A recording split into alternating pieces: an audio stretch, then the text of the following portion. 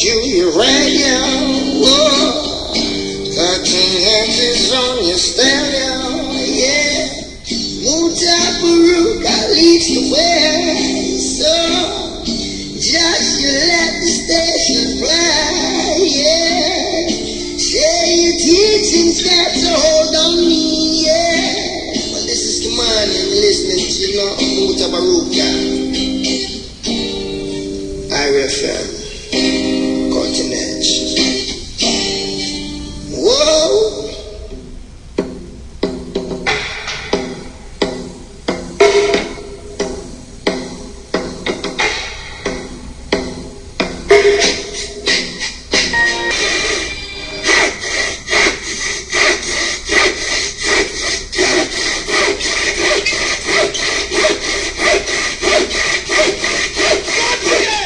With Mutabaruka, we are listening to no one else. You know here, continent, the end, the end. Good night. This is the Cutting Edge on RFM. Carry down memory lane. All them tune we hear play was big #1 hits in Jamaica, believe it or not. Including this one here. So there with you on next Wednesday. Coming down. The Wednesdays in your garden. Yeah. Papa top, sip, Papa top, sip, sip, Papa top, sip,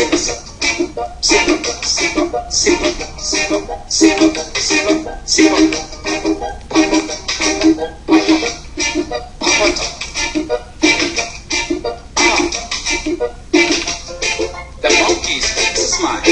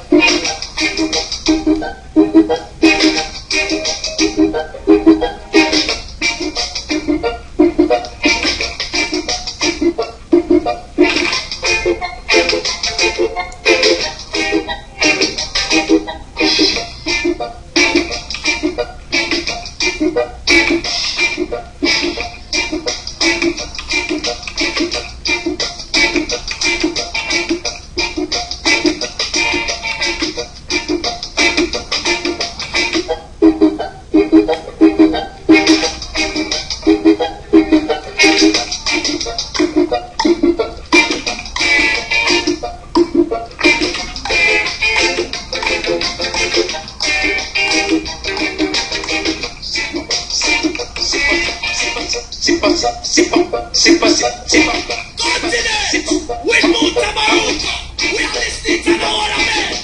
You know here, continent, the end, the end. Again, you're on the cutting edge. We don't sweet up my vibes. I know me I play them tune here because me want to play some of these kind of tune. You know them really? Yes. We want to heal up. Yeah, we want to heal up some people. Yeah, because we want to heal up. We want to heal up Coral. Yes, Coral Reed, who brought some young people down to 5 young the other night. Yes, I want to yell up the German and the Russian who stay with me till we done, till we lock off the set. We coming a regular visitor down at Forever Young. So why yell them up?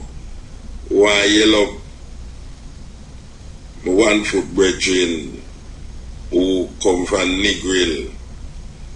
Yes, man say everybody a talk about him now because them hear Mutabaruka play him CD on the radio. Yes, so I yell him up. Yes, brethren. Yes. I don't know how him reach down at West Street there, but him reach. And I know it's not what him a come from. I hear it's all Negril too. I hear it's all Negril too. But why yell him up still? Anyway, you know, say things are going and some things are missing out, you know, because you see that plane thing in our 40 days it gone now and them not find the plane yet, you know. With all the science and technology where them have and look for this plane here. And a matter of fact, some I wish country, some New Zealand who are flying some plane over the area, so them see a little basket floating in the water. So them take the basket and go examine it to see if I really the plane the basket come off. But it's like CNN have no other news but that now. And it's that them dedicate the whole of CNN now to just figure it out what the hell is happening. I still try to figure it out too, but I never figure it out, so don't have to figure out nothing, you know. And I still don't have to figure it out, the plane. And that the water is somewhere, maybe it's all a little island or either, so with some people will breathe out oxygen and breathe in carbon dioxide. Maybe it's a little place, maybe it's a little Atlantis. You know, them have a story about this little, them have a story about Atlantis, and people actually believe it, you know. There's an island under the sea named Atlantis. People believe in a mermaid too, half woman, half fish. People believe in a Neptune. People believe in a Zeus. People believe in a Jesus Christ. People believe in a all sort of thing. But a plane missing. And it's 40 days now, this Malaysian airline can't be found.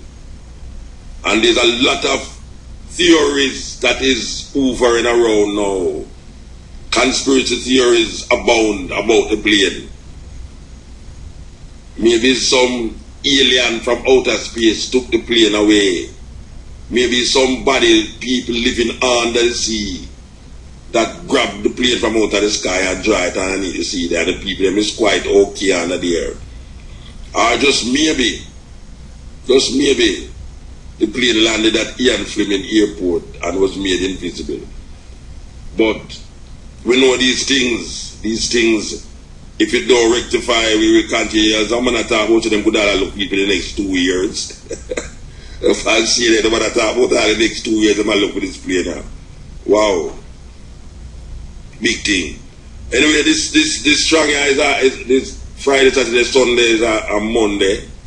I never ever remember say Easter in a Rasta. Believe you me, no, I never remember say Easter. What do you want know? Nobody now stop me from playing my tape we never play last week, you know. We could have talk a little more, you know.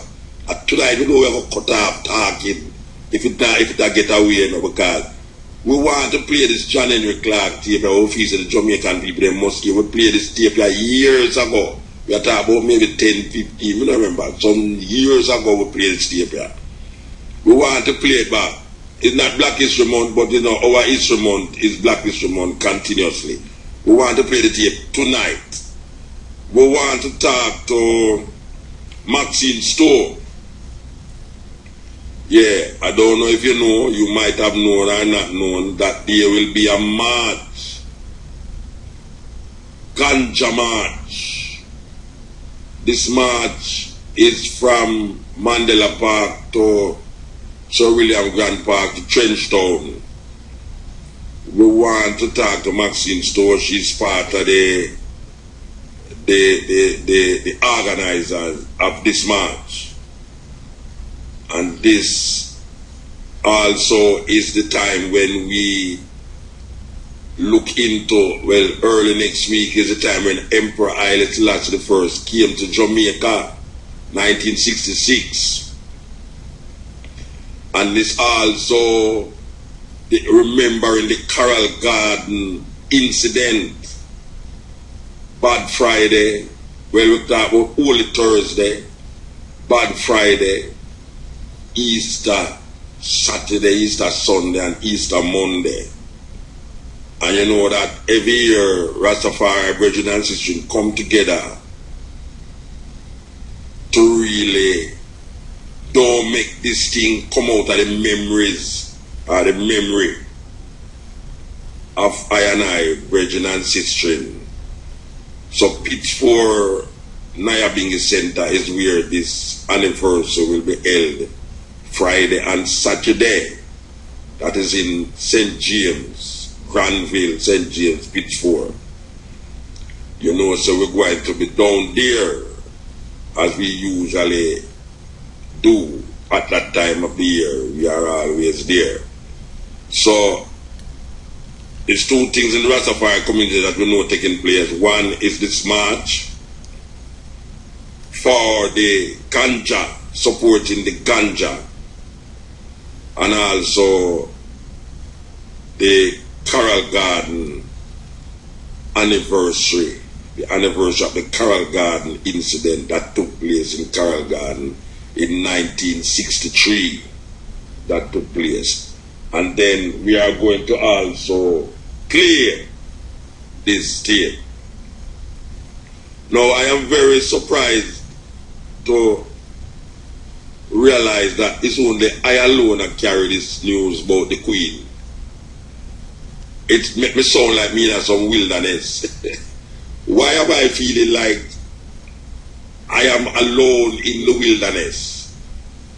This is supposed to be a big news that the Queen is not the legitimate Queen of England based upon our bloodline. This is now documented and is in England. Why is Uncle Ayalona said? I don't understand this. Somebody will call me and say, Muta, where get them foolishness from? We actually played a part of the documentary last week where the investigation lead to a next family in England. The Queen is not the legitimate Queen according to this documentary that is placed there in front of us. I know you nobody else has said. Anyway, maybe. And last week I was talking about my mother, and it was my mother first I hear tell me these things. I don't know if 10 years from now, 5 years from now, somebody else say, but me did hear Muta say that thing from about 5 years ago, you know. That's how it always be. It is always like that when it comes on to the cutting edge and the things that we say on this program. 5 years down the line, you want to say, well, you know, say, Muta, remember that tape the way they play from 5 years ago? I play it back, you know, because we just get some information. Oh, me don't hear nobody mention this thing about the Queen and her illegitimacy on the throne of England. Because we know of these stories, you know. We know that no Queen or King of England could marry to a Roman Catholic. You think so them people don't have them prejudices and all these things? Because when Henry VIII Anglicanized England, Roman Catholicism was a no-no, the Pope was a no-no, and you could not marry into the royal family as a Roman Catholic. That is a fact. I don't know if the Queen changed it. I think the Queen a couple years ago mentioned this change of religious autonomy by the Anglican Church in England. But the Anglican Church is the Church of England under the auspices of a murderer by the name of Henry VIII. And now we are hearing that Queen Elizabeth II is the child of a illegitimate blood that is not supposed to be seated on the throne of England. And we are swearing to the Queen and our successors in the courts in the police and in all places that is deemed to be official, Jamaican official. The Governor General is the representative. That means the Governor if the Queen is not the rightful Queen, therefore the Governor General is null and void. I wonder if you understand where I go at. They can't afford to make these things happen, though, you know. Because you tell the lie already and you stop the lie of the people, them, therefore the lie is the truth. Because I just saw certain history run the course that way there, you know. You keep repeating it over centuries and centuries, and a man come with the truth, and then now you can't unravel the lie because the lie is so dominant in the minds and the consciousness of the people that when they hear the truth now, it become almost stupid. In other words, why you bring up that now? How that ever change anything? What difference does it make? It's enough thing black people will and pan. Enough thing black people will and pan. That is a lie. In history, historically, we have been fed so much lies, and we keep regurgitating these lies that it become a part of us, and we don't know that if we start to see through these lies, maybe our perception of events and time and how we place ourselves in time would make a big difference to our social, political, spiritual, and monetary. We have life, but we refuse to use history as a signpost so that we can move forward. A people without a knowledge of them history is like a tree without roots. And we grab on to the first thing that come to it, that them call logics. We are defining ourselves through European logics and believe that is only European logics is sensible. And when we move out of that concept, that idea of European logics, it come like say, we're mad, we're crazy. We can see that in the religious belief, where black people hold on upon a religion to the point of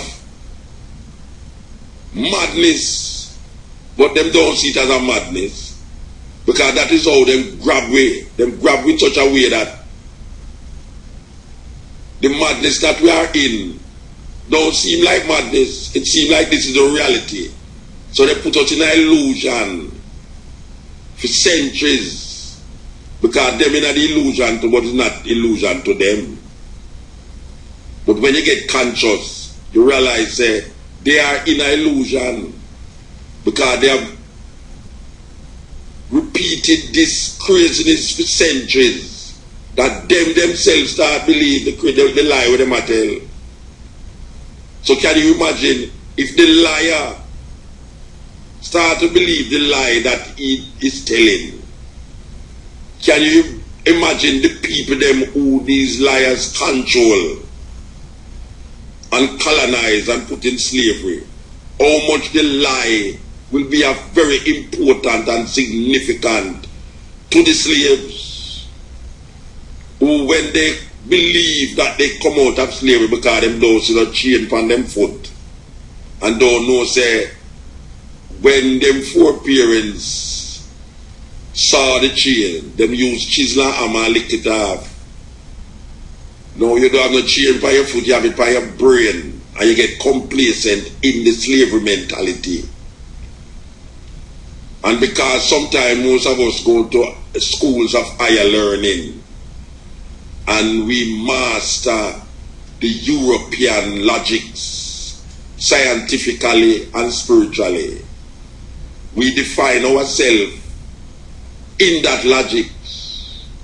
And when we start to grasp our reality, it's the thing that is in our DNA. It look crazy. So we deny ourselves. And Marcus Garvey said, if you have no confidence in yourself, you are twice defeated in the race of life. In the race of life, Marcus Garvey said life as a race, meaning Usain Bolt, no mean black and white. If you have no confidence in yourself, you are twice defeated in the race of life. But with confidence,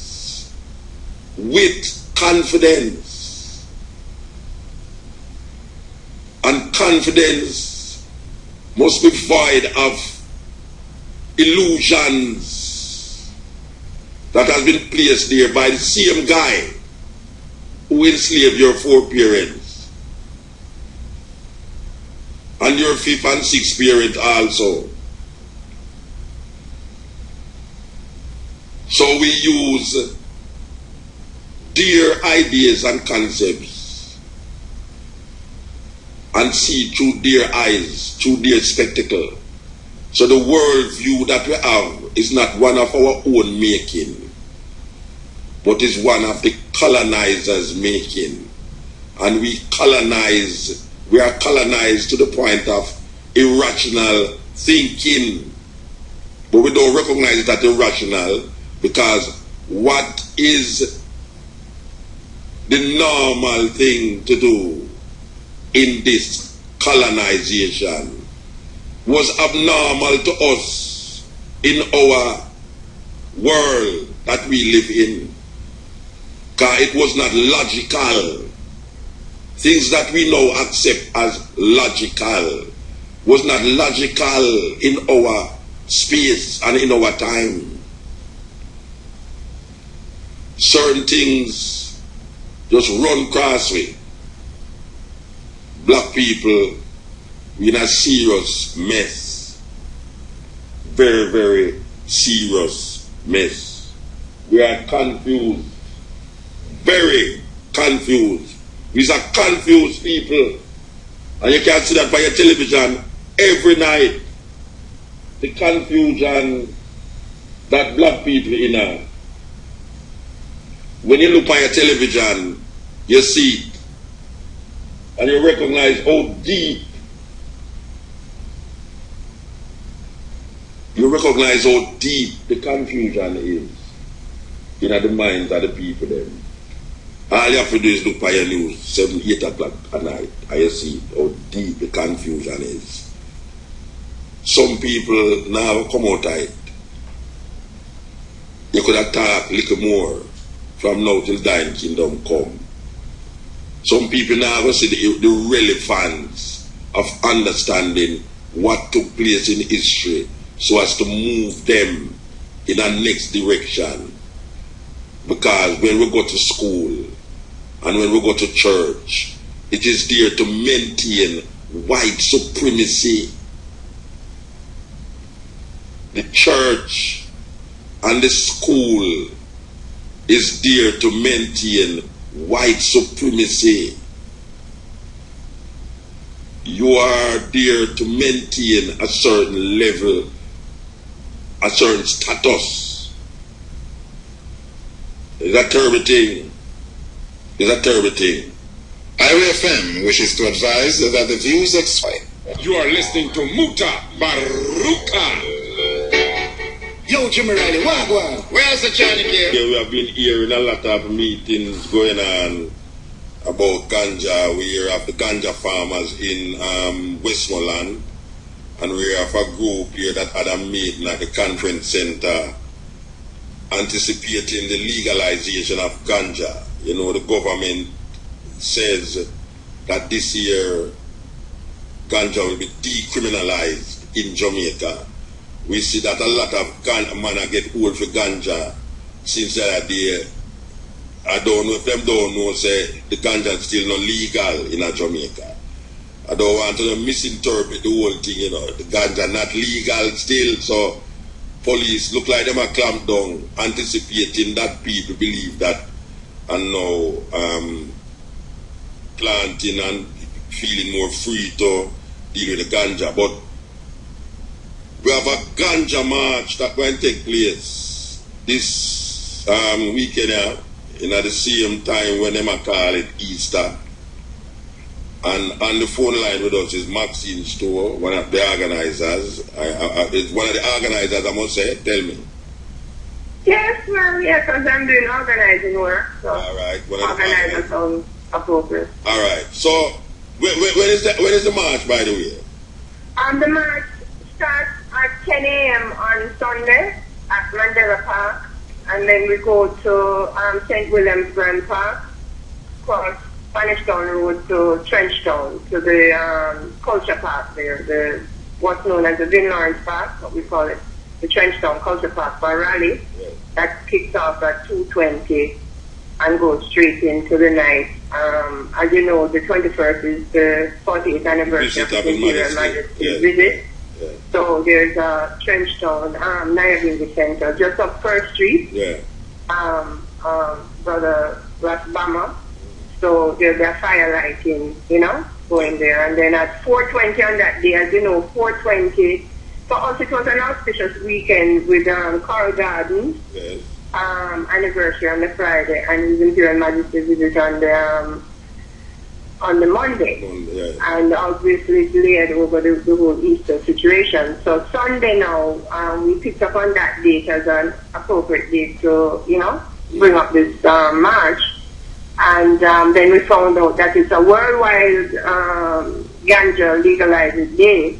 Okay. We're at 420 all over the world, ganja smoke has light up. So it just turned out, like when you light a candle, different type of celebration. So for 420, at 4:20 p.m. on Sunday, on the 20th of April, people all over the world light up in support of the legalization of ganja. And this is Sunday you talk about that? Yeah, this coming Sunday, yeah. All right.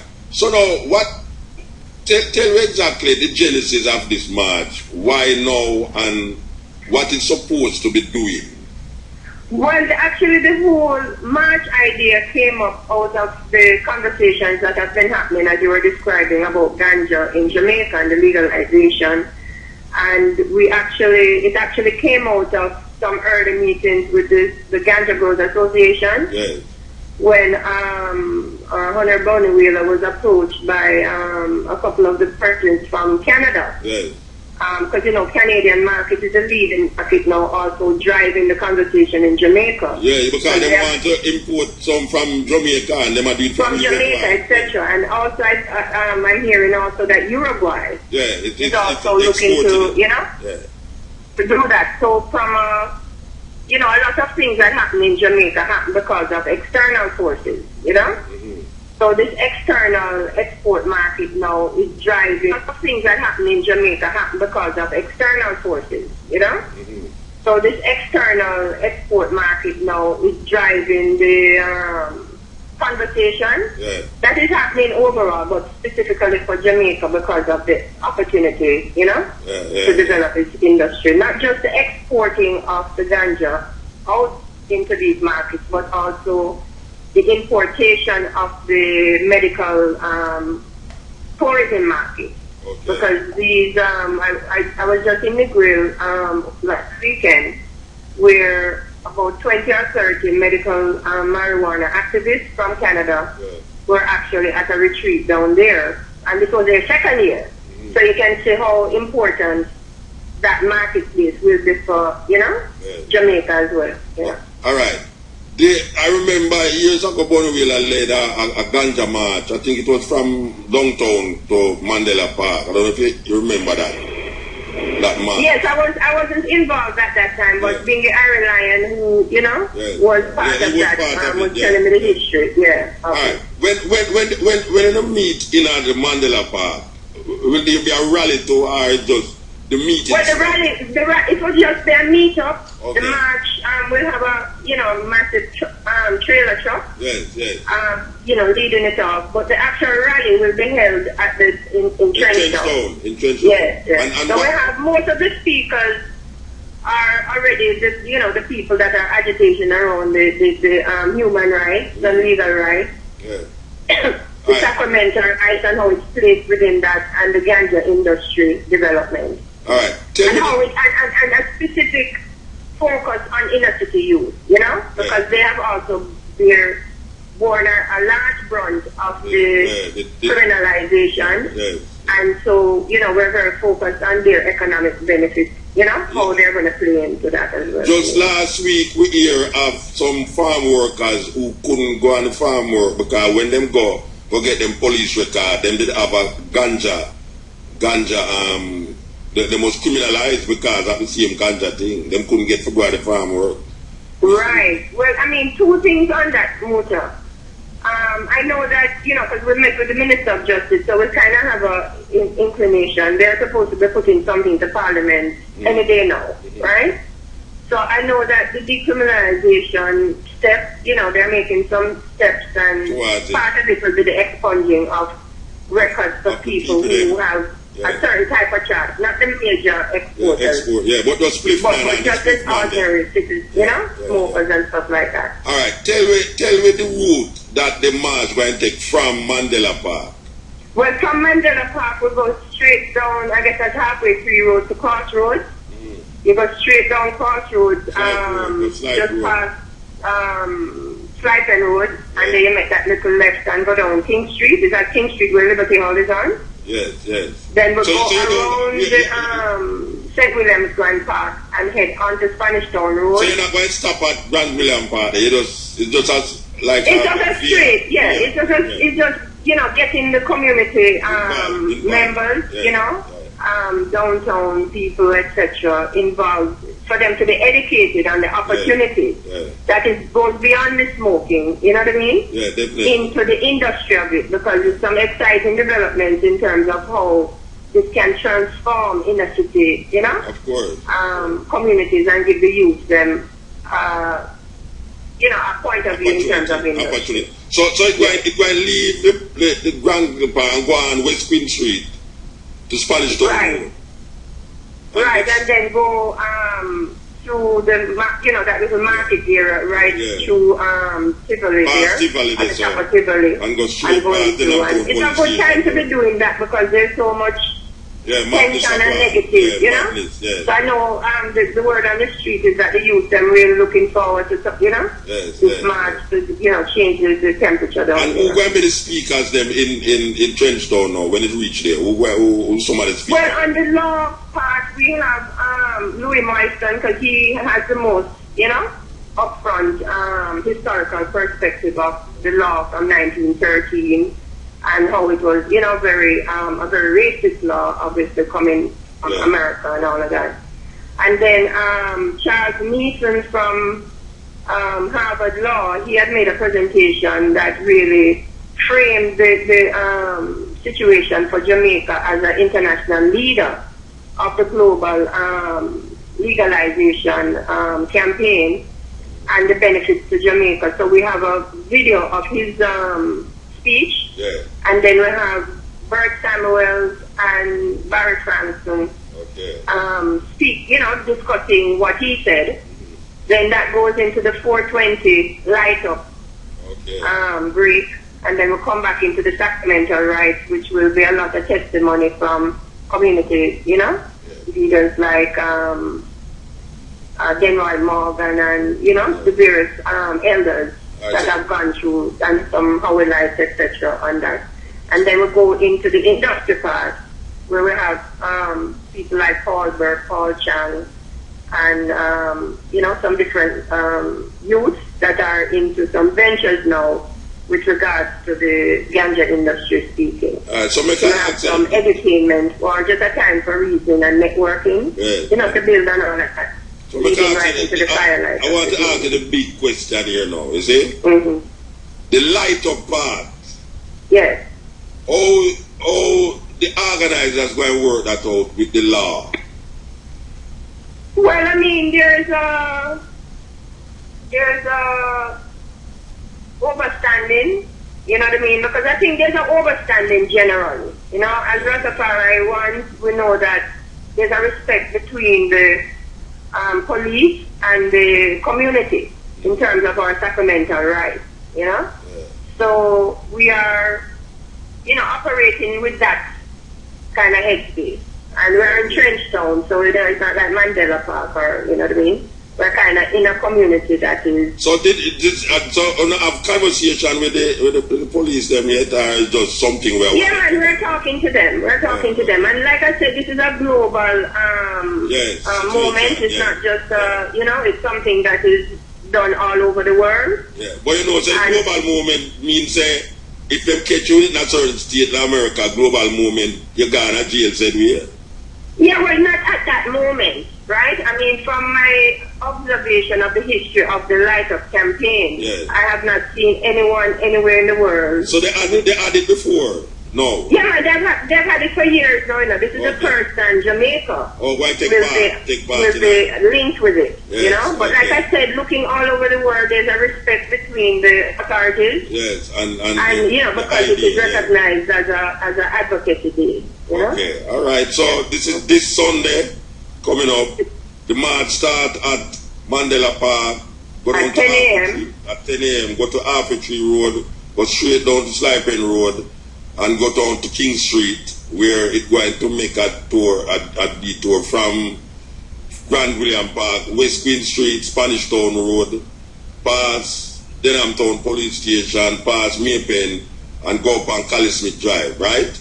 Right there. Okay, right there. All right. So, and then, so we're looking for major resolutions, and like I said, we know that the government is, like you were describing before. Yes. Everything will be a transitional stage from one to the other. Yes. And within that transition stage, we're going to get all kind of things, But what we're trying to do with this march is to edify the community beyond incorporating the smoking, but taking that stigma away into the industry. That's what we're focused on. Yeah, because people must understand, say, well, I don't know people, but I want to say, without sounding a way, that I think smoking is the worst thing you can do with the ganja, believe you me. I think that there is more benefits out of it than the smoking of it. The reason why we're focused on the smoking is because of the stigmatization. Yeah, for the rest because as you know, the issue of the plant is so beyond, and it has been clouded by the smoking. So it's not anti-smoking, but it's pro the other aspects of the earth that it needs to be released and its energy, released back in the earth. Yeah. All right. Give thanks, Mama. Give thanks. All right. Bless up, Muta, and thanks for the time. Yeah.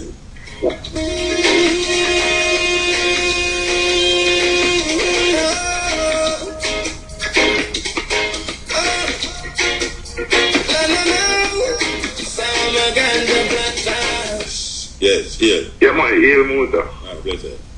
Blessed. Hey, the lady then tell us that the 420 thing, it's the original them come up with this 420 thing and Muta. In the US, when police have a code for every different charge where they can stop a man for. So when them go up on a murder scene, them call for the thing and them say them have a 187. When them older man is ganja, the code for the radio is them have a 420. Okay. So because of that now, ganja advocates in the US use 420 both the time and the date, because America used the month before the date, so 420, April 20th. Then use both the time of the day, 420, as well as the date of the year, April 20th, to advocate for the legalization of ganja. All right. That is a good education, so give thanks with yeah, man, stay away so much. Yeah, man, we love that. Love that. The origin of the 420 thing, we love that. Whoa, Yeah. Hello? Yes. Which is Muta? Blessed man. Yeah, first of all, I just thank you for educating the people about them culture and history. Thanks. And to highlight the social, economic, and political problem in Jamaica, in the world. Alright, give thanks, man. Yeah, but the main reason why I'm calling you Muta is because recently I sent you an email and a letter. Offering to invest $1,000 US in a youth to go towards building a chapter needed to set up a venture capitalist corporation. Come again. You're going to invest $1,000 where? Yeah, you. Oh, you're going to invest $1,000 Right, me email you, I'm write a letter. You know? Okay. All right, explain that now. Explain how that works out. Yeah, it's like it's to invest $1,000 in you to go towards building the capital when needed to set up a venture capitalist corporation. Okay. To facilitate the development and invest in the expansion of black business, you know? Okay. In Jamaica. So you don't need some people put $1,000 too? Yeah. So that may I do online. I try to get your listeners them to join in. If like 1,000 of your listeners they want invest $1,000, that's $1 million. $1 million that? Yeah. Okay. 100 million Jamaican dollars. But then once you have the money, then you can do something with it. In terms of building a company, corporation, farm, you know, in which it will be owned by the investors and you will be the CEO or facilitated in organizing the investors them into a group.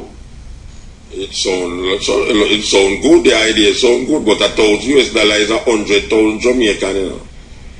I don't know how much. But they are mostly targeted Jamaican with the overseas, like the US and Canada and England, you know?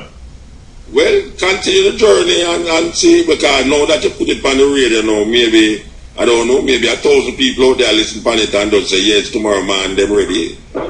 You know, I don't know. Yeah, well, it has to get your endorsement and say if it's like 1,000 a year listener come and endorse it, say they're willing, they email you are willing to invest in you, well, of course, then you will set it forward, you know? Man. If we have $100 million at my disposal to work for black people, trust me, it's going to work for black people. $100 million, you're going to try to see it's more than with the government and look for the IMF that. You understand?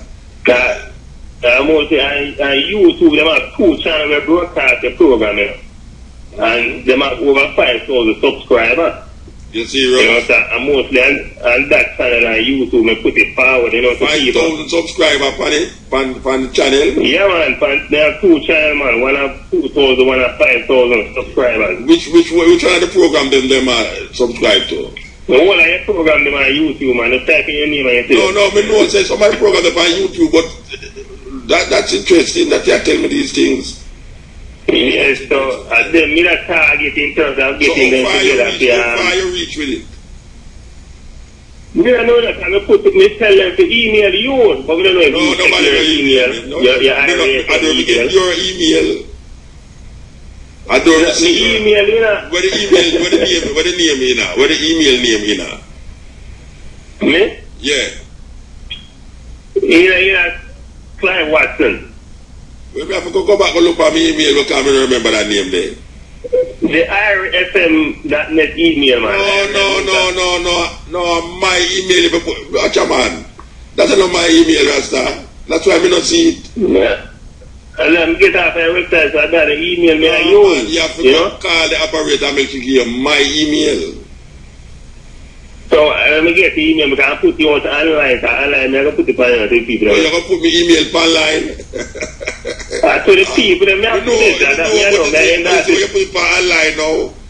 It's no joke me to get, you know, it's a problem that to me. Yeah, then that's why I use the IRA email. So if you take the IRA one, then you can see it. Me not see it.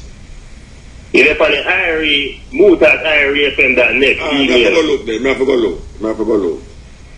You know, I'm saying a letter, you know, receive a letter. You know, say. The mail a letter, you know. Which part you send it to? To the Ocean office. Alright, me have to go check that out too. Around 3 weeks, I'm mail it out. Because it's just 2 days, me down here, it kind of, me check it out. If it's there, me get it, trust me. If it's there, me get it. Yeah. Alright? But that, it sounds interesting the way I say, you know, I mean, it sounds very interesting. I could have never learned from that. Yeah, I think something they have $100 million disposal, You know, you can set up. You say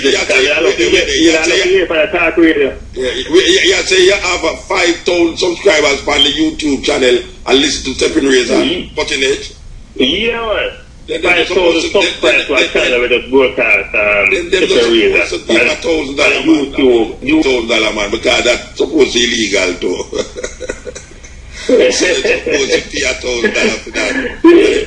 But I think most of them are wait for the sideline to hear you in that it, you know, the program. Okay.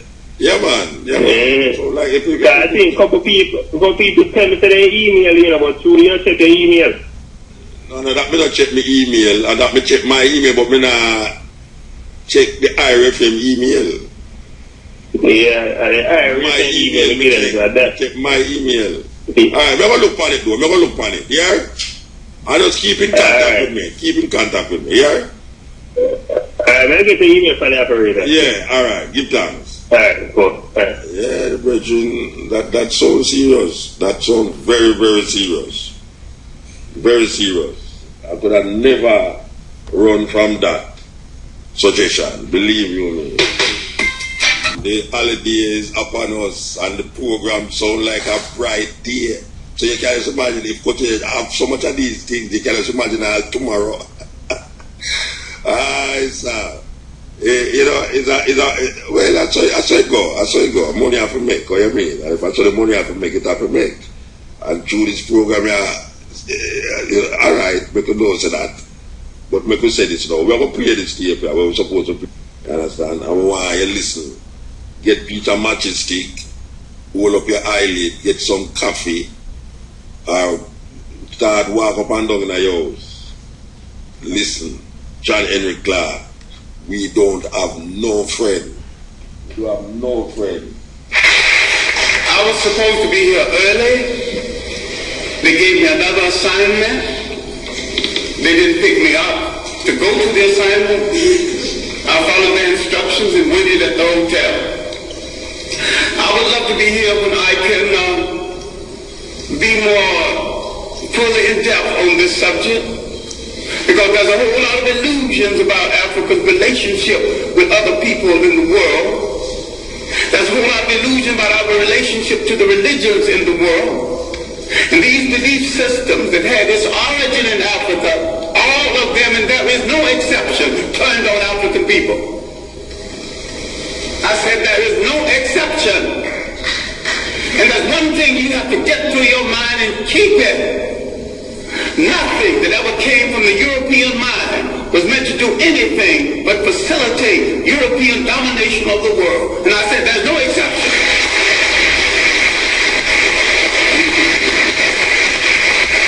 Everything that was brought into this continent, everything, every idea, every so-called religion was meant to dominate and to control. The Arabs had no illusions about it. The Europeans had no illusions about it. You were the ones with the illusions. And yet every element that went into the making of every major religion in the world started in Africa. Why is it that you are so naive? You let people redress something that you invented, sell it back to you, and enslave you through it.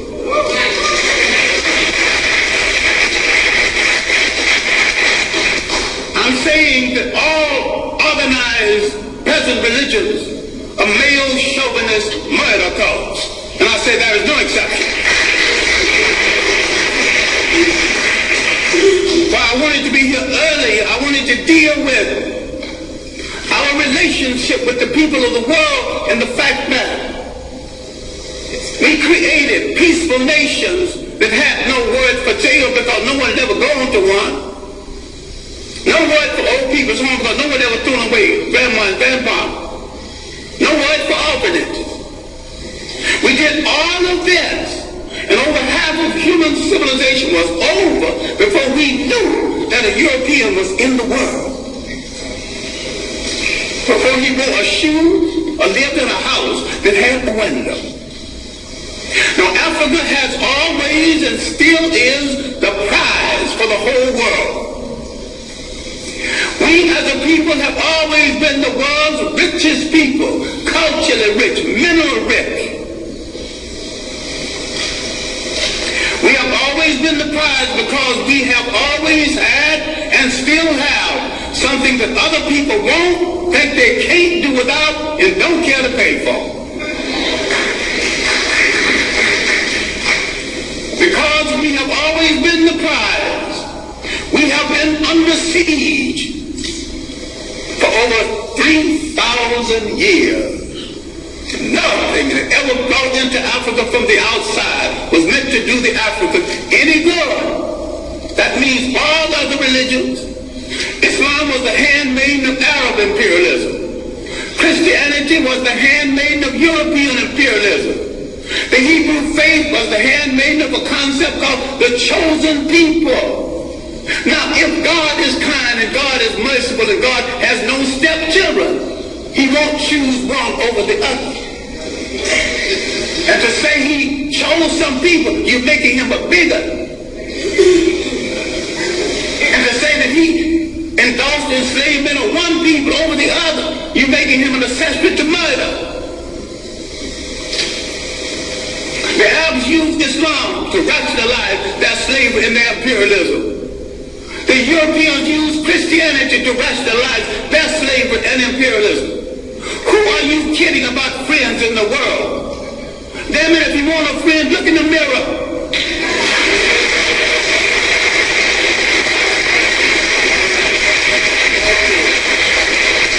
There's 1 billion African people on the face of this earth. Why are you buying third-rate junk from third-rate people thinking you can't make it? Why don't you at least make a safety pin to hold your child's diaper together? Teach. Who has programmed your mind at thinking you can't make a car? The first man that made a car, they had never seen one previously.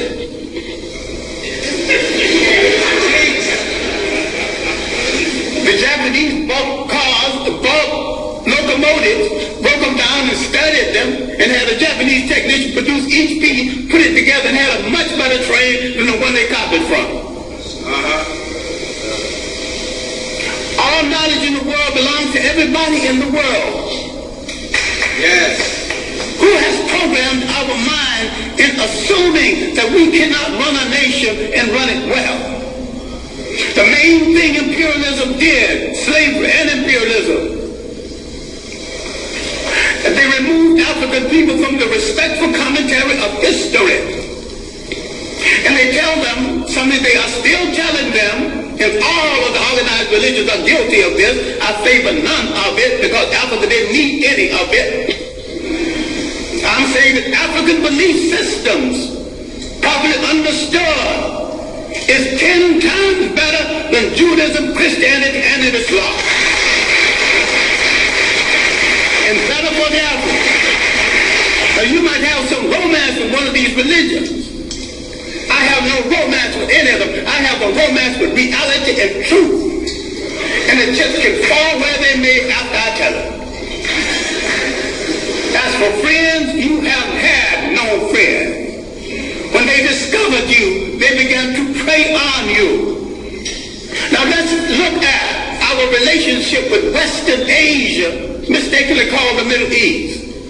For 3,000 years, our greatest enemies came from Western Asia.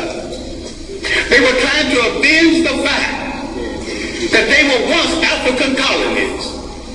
You read a book called When Egypt Ruled the East, and you get some of the basic information on this. Now, the first visitors to Africa came in the 1700s BC. These were the people who would later be called Hebrews. Now, black people are ticklish on this because black people think that everything in the Bible is true. I question the intelligence of anyone who thinks everything in the Bible is true or supposed to be true.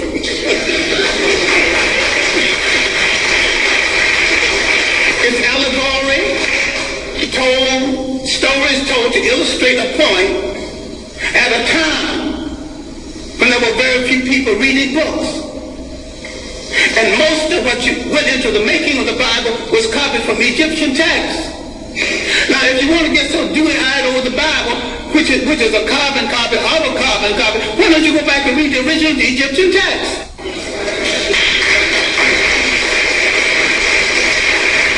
Then you see where all these stories started from. You see where the story of the Exodus started from. Now, you get so dewy-eyed, you actually think there was an Exodus. These people walked into Africa. Why couldn't they walk out? Why did they have to go by sea? Why did they see at the park? If you read Egyptian literature, you will discover that the whole story of somebody parting the sea started with about 3,000 years before the Hebrew entrance. I should not use the word Hebrew entrance for the entrance from Western Asia. Now let's get one thing straight, because black people are confused about all religions. Now, I'm not against any religion. I'm a very spiritual human being. I just don't need a priest to preach no 10 Commandments to me when he's a backslider going with some other man's wife. I'm intelligent enough to pick from the 10th Commandment, well, not commandments anyway, but the omissions of purity at the great school at Luxor, the great African training school. All right, now, let's get into this Western Asia. I'm saying that the people who came from Western Asia escaping famine did not have any Hebrew faith when they came into Africa. And there's no record of a Hebrew faith before this. Why is it that when they left Africa in the so-called Exodus, they had all three? African culture, an African religion, and an African language. Now look at the origin of the so-called people you now refer to as Jews. And you're mistaken using that reference because the word Jew is of European origin. And the people in Europe who call themselves by that name have no relationship to the biblical people of the Hebrew faith. And I'm saying that the people we now call Jews entered world history with their visit to Africa. And when Africa was invaded, 1675 BC, instead of joining the Africans who had been their beneficiary and saved them from starvation, they joined the enemies of Africa. No one has ever returned any favors to us.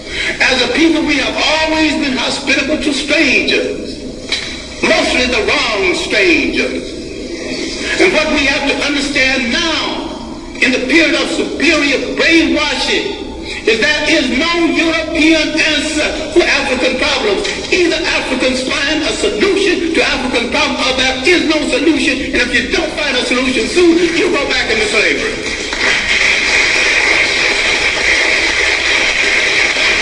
We have to stop all of this nonsense about who belongs to what religion when all of them were imposed on us in the first place. We stop all this fight between Muslims and Christians when neither one of the religions are doing them any good or moving them toward independence. All of them are handmaids of conquerors. All of them are religions of conquerors. We were naive when we accepted their interpretation of something that we had all along. I'm saying we need to take a good look at ourselves. I'm not talking about burning churches. I'm not talking about getting rid of religions. Understand me well. I am saying that every single thing that touches your life, religious, socially, and politically, must be an instrument of your liberation, or you must throw it into the ash can of history.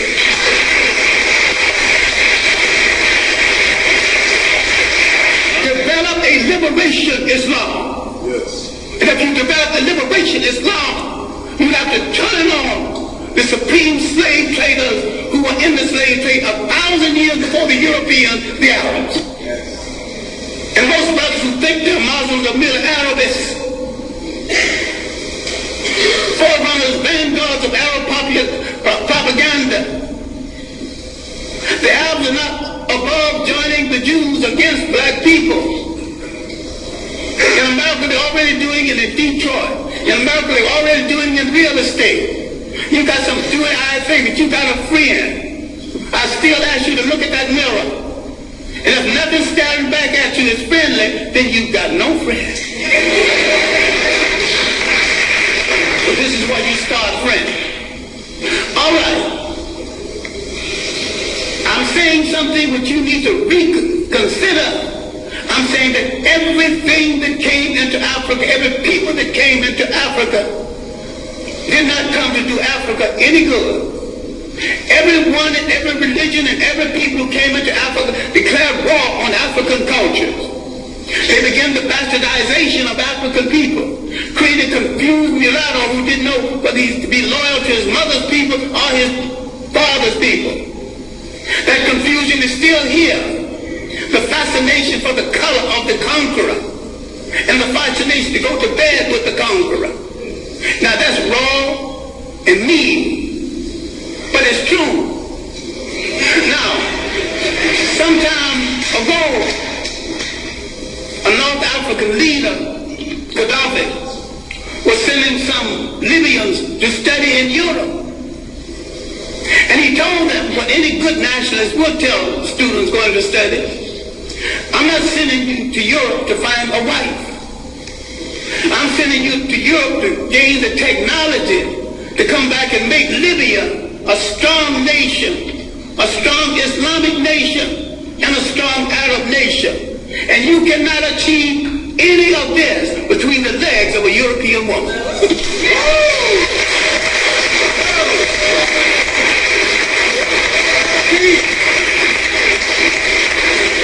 When is somebody going to get strong enough to tell Africans go into school, you're going to come back home and pair up with a sister? But if you want to pair up over there, stay over there.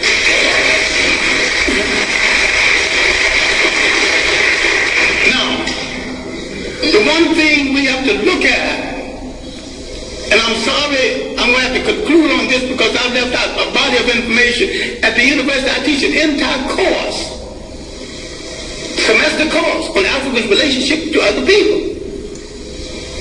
And I devote several semesters to Africa before Europe, the consequences of the coming of the Greeks, who stole a lot that they think is their culture, stole a lot that you think is Greek philosophy.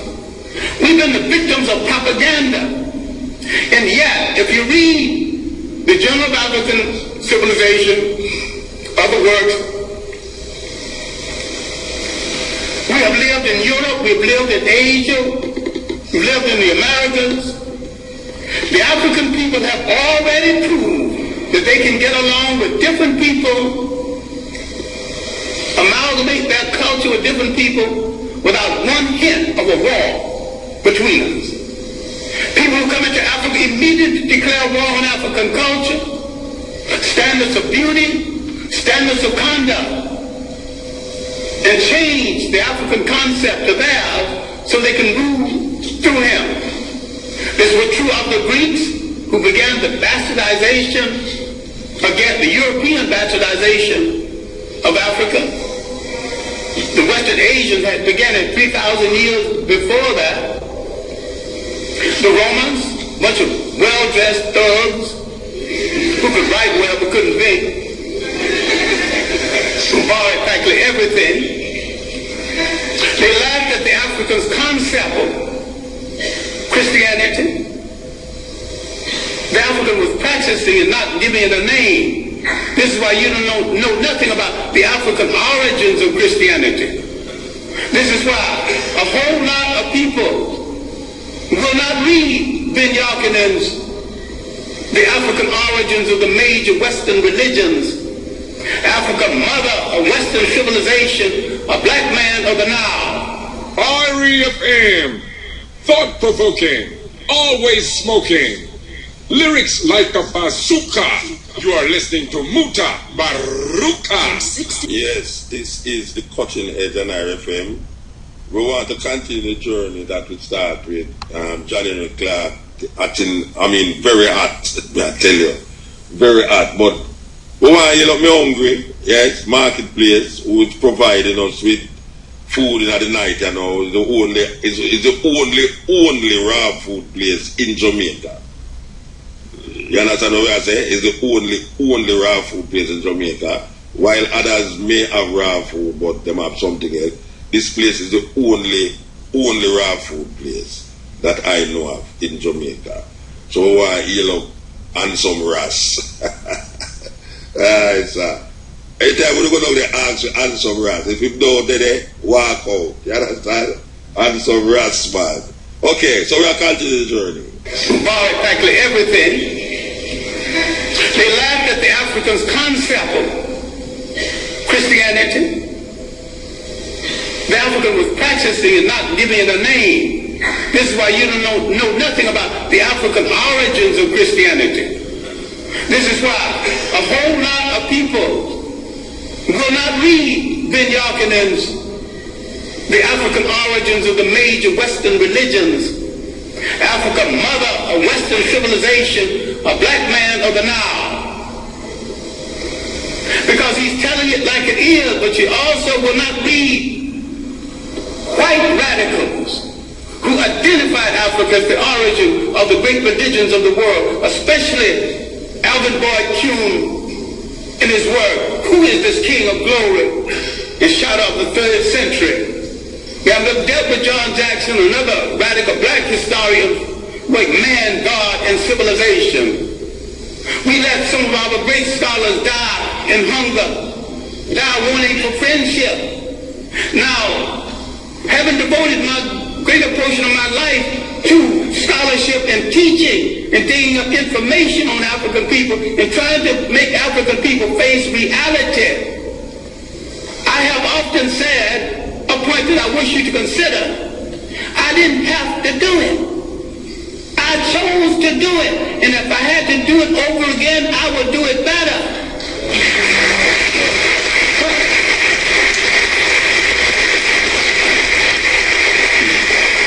I have a lot of talent other than the talent to teach and to research. I've never met a rich man who had a better mind than me. So if I wanted to succeed as a rich man, I could have done that. I never met a crook who wasn't a fool. I could have been a good crook if I chose to be a crook. I chose to be a teacher of African history. I chose to look in the Bible where I couldn't find my people. I started looking for them in the world, and I didn't stop until I found them. And I know why they are left out of the Bible. I know why all the angels are white. You mean to tell me God is merciful, God is kind, and not one little brown or black angel sneaked into heaven? I ain't buying that. Now the Bible that you get so dewy-eyed over is one of the greatest pieces of propaganda ever written. If you want to read the Bible, why don't you read the Bible one day and read Mein Kampf the next day and see the comparison? That's hard on your mind. Because you think if you don't have Christianity, Islam, or Judaism, you don't have to have spirituality. I've got more spirituality after I put all of them down. And I've got more religion after I put all of them down. All right, now let me conclude something that has no conclusion. We have to look at the impact of Europeans on Africa. All impacts have been negative. The Romans laughed at the early African Christians. Finally, for political reasons, they stopped killing Christians and became Christians. I'm saying the Europeans became Christians for political reasons. As the Arabs became political reasons, they stopped killing Christians and became Christians. I'm saying the Europeans became Christians for political reasons. As the Arabs became Muslim for political reasons. And as the so-called Jews became Hebrews for political reasons. People use organizations for political reasons, and we get so dewy-eyed and think we view the truth. If you look at indigenous African belief systems, if you look at the idea when Africans had no churches of any consequence, because these fools came here and said, this is the house of God, and the African looked at that church and said, if God who made the wind, the spring, made the ocean roll, and you're going to tell me he can fit into a little thing you call a church? That is no house of God. So some of them had the common sense enough to move away from it, and some had the common sense to put it down. I'm saying that you're closer to God when the further way you get away from organized religions that are all handmaidens of conquest. The Roman Empire developed during the early period of Christianity. Remember, the Roman Empire started in Africa. It rose in Africa. It fell in Africa. A lot of people need to stop reading some religious books and read some straight history. Without fable, without supposition, without myth. Read straight history. Read the Mediterranean world in ancient times. She's a racist bigot, but her chronology is good. It is a good history of the European trying to move out of Europe into the Mediterranean to find something to eat, to put on that gosh darn awful European food. He has solved his problem at the expense of other people. The slave trade liberated Europe from the depressed economy they had created with the so-called Crusades and through the famines and the plagues. Europe always solves its problems by preying on people outside of Europe. They are in a position right now that they have betrayed true socialism, which was not of European origin in the first place. And some people are confused between Karl Marx and Groucho Marx. I think a lot of people are Groucho Marxism instead of Karl Marxism. They're funny people. And if you think that system started in Europe, no system as humane as socialism could have started among a bunch of icebox people who prey on their brothers for their breakfast.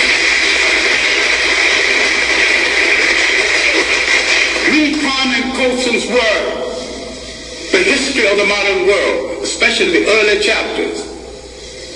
Now, the evidence of Africans in the New World, the evidence of 1,000 years of civilization before slavery, all of this I'm not discussing because there is no time. But when the Romans disgraced themselves in the mismanagement of Christianity, they created a vacuum. Islam moved into that vacuum. The Africans thought that Islam would get the Romans off of their back. They were right. Islam got the Romans off of their back, and the Arabs jumped on their back, and they're still there. Using Islam to justify it. Now, the African military man, because we're the greatest fighting machine in the face of the earth, if we ever discovered this, people are going to start running. Under proper leadership, proper inspiration, properly equipped, the black man is the greatest human fighting machine God ever created. If indeed God created it. I think the gods of Africa created it. Once you lose track of your heritage, you lose track of your dignity in this world. The Europeans doing the slave trade not only read the African out of history, they colonized history, they colonized information about history. They colonized image. They colonized the image of God. Who told you Christ was white? He was born in that part of the world predominantly occupied by non-European people. So you should not get into the argument about what he's white. All you have to say, was he a Greek? No. Was he a Roman? No. But these were the only people partially white in the area at the time. If he wasn't a Greek, he wasn't a Roman, he was one of those other people. You don't have to argue about the shades of color. So far as you're concerned, once you establish he was not a Roman, he was not a Greek, your conversation is over.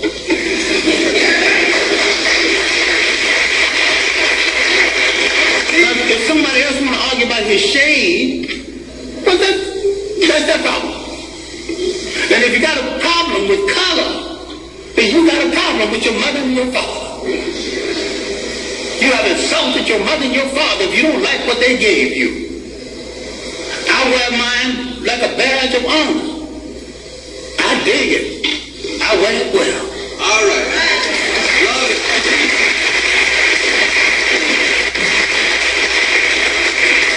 I'm saying in closing, and I am closing, that what you have to do is take a holistic look. Not only at your position in the world, but your potential in the world. You have to learn how to convert everything into an instrument of liberation or leave it alone. You have to realize there was no Greek fraternities and sororities until they were introduced to secret African societies. People get all dewy-eyed over something that was imposed on them in order to control them. Without understanding that. That's another imperial effort. So it bothers me, and although I have good personal friends who are Muslim, that not a single Muslim scholar have dealt with that 1,000 years of African independence before slavery and how the Arabs from the north systematically destroyed these nations. They actually, it did not occur. 1591, from Morocco, an army was launched against these great independent nations in inner West Africa.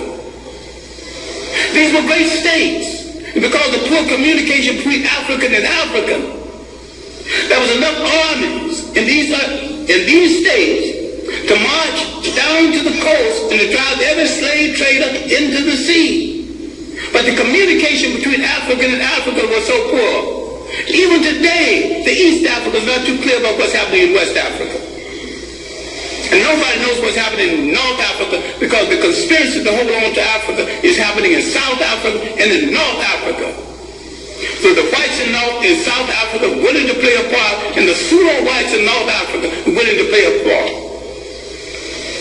In all this world, you have no friends. But if there are a billion of you on the face of this earth, scattered all over the world, what do you need with a friend other than yourself?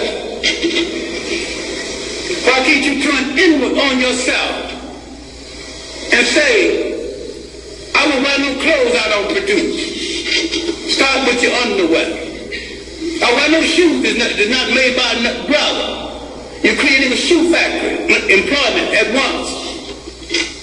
Start buying aeroplanes, break them down and study them, later on make aeroplanes.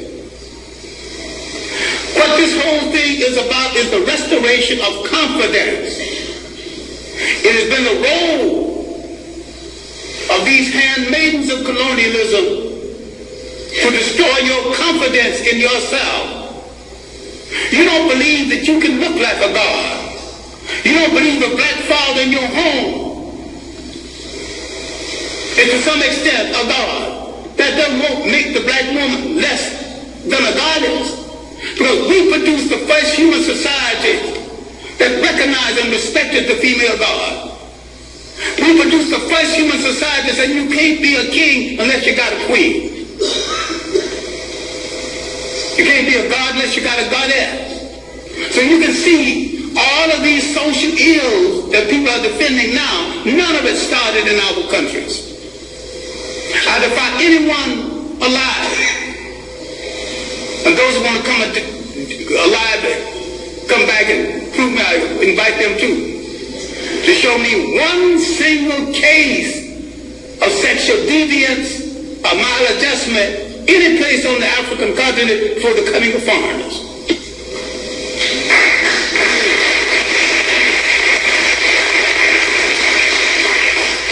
I defy you to show me one case of teenage pregnancy, one case of ill treatment of women.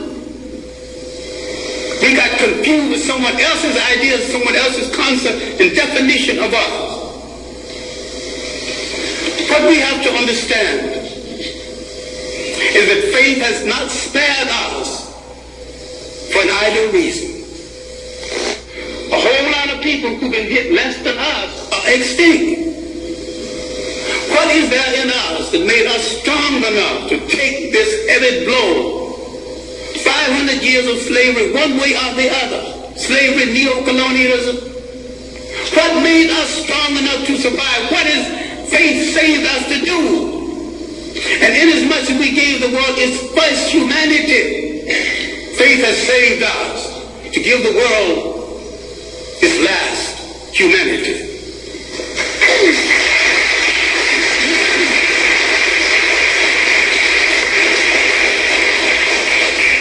What we have to do is to believe it, to believe that we are worthy of it, and to believe that we are capable of it.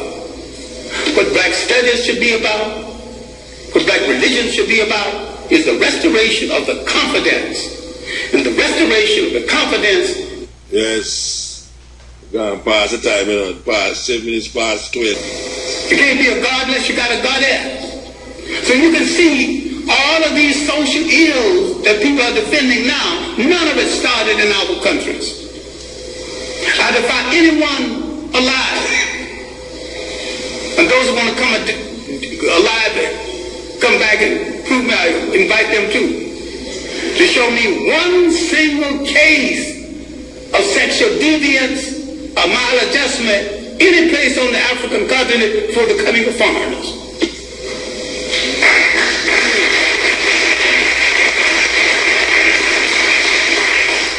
I defy you to show me one case of teenage pregnancy, one case of ill treatment of women. We got confused with someone else's ideas, someone else's concept and definition of us. What we have to understand is that faith has not spared us for an idle reason. A whole lot of people who've been hit less than us are extinct. What is there in us that made us strong enough to take this heavy blow? 500 years of slavery, one way or the other. Slavery, neo-colonialism. What made us strong enough to survive? What is faith saved us to do?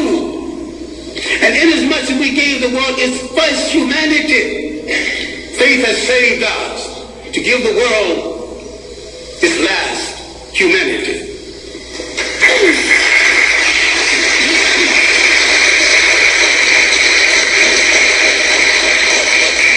What we have to do is to believe it, to believe that we are worthy of it, and to believe that we are capable of it. What black studies should be about, what black religion should be about, is the restoration of the confidence.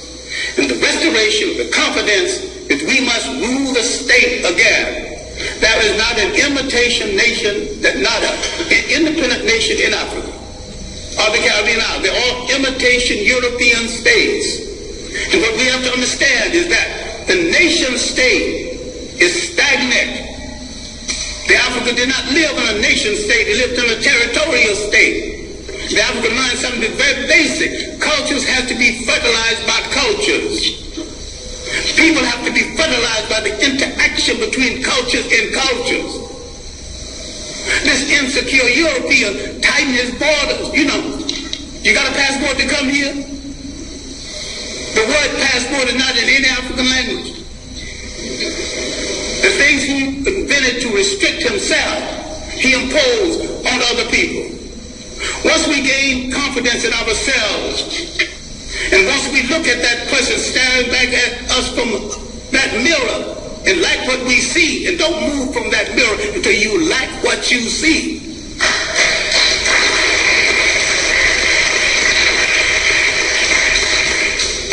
Then,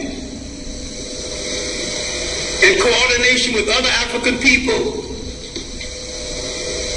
throughout the world, we will give the world a new lease on life. We will turn to all of our people and not one part of them.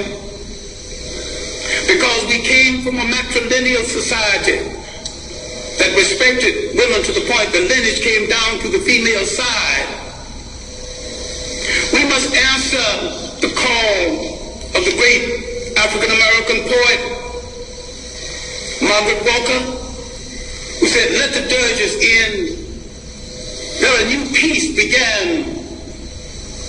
Let us write a new covenant for the freedom of ourselves in the world. African men throughout the world need to step forward and answer Sister Margaret and say, Sister Margaret, we have heard your call, and because we have never been a society that excluded women, with our women at our side, we are ready to pick up the challenge. We are ready to start a revolution that will change the world. We won't get ready tomorrow because tomorrow's things are left to tomorrow. We will start our revolution right now, and we will start it with ourselves. Thank you.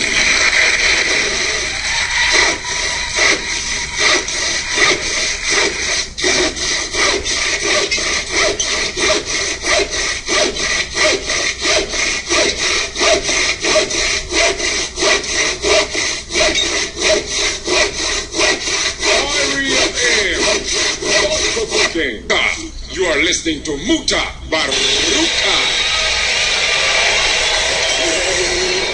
I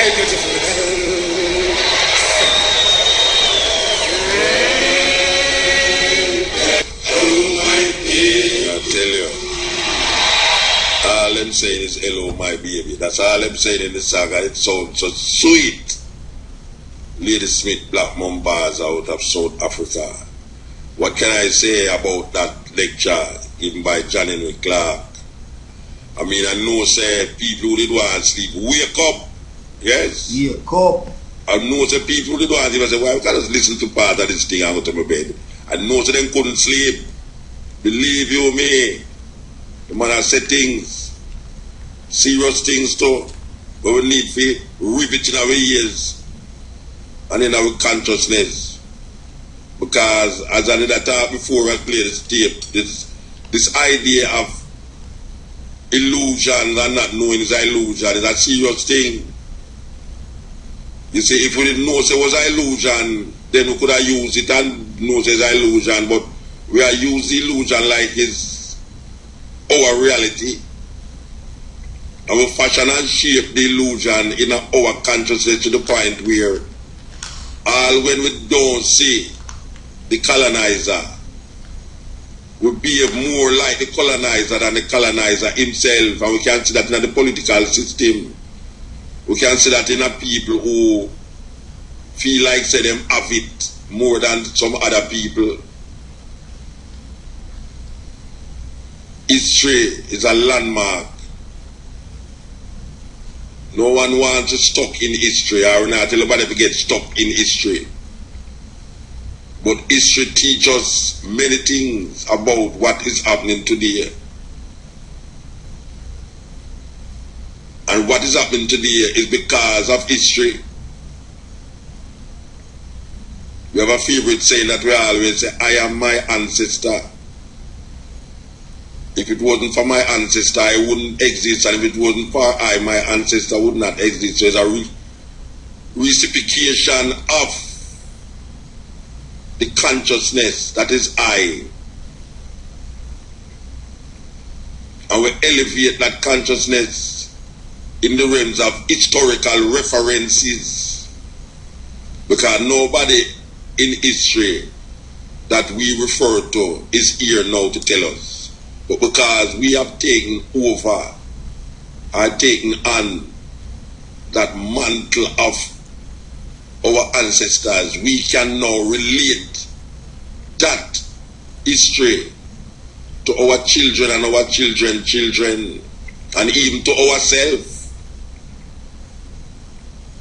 Black people have to recognize how important it is to do away with these ideas and thinking that has colonized us for 500 years, that has done nothing but put us more in the quagmire of hatred for ourselves and hatred for others. And who want to walk around with hatred in them thinking, and who want to walk around with hatred for other people. You don't want to do that. Who want to walk around hating your brethren or your sister, the dogs and the cats, the cows and the birds, the flowers and the bees and the trees. Who want to walk around with that? You have to elevate yourself. The elevated self is the self that is not touchable, but it transforms your perception of understanding who you are and what is your purpose and what you are supposed to do to make life more meaningful, not only for you but for others around you. Black people need a self-examination that only can come through the recognition that we are brainwashed. We are brainwashed. We are filled with hatred for ourselves. We destroy ourselves every day, whether with food, whether with each other, or whether with others who are not each other. It's a terrible thing we find ourselves locked into. You have to wake up. Wake up.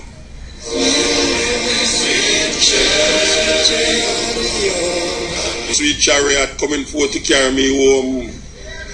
Metaphors on top of metaphors, figurative language on top of figurative language. This is the Cutting Edge on RFM. We're there with you.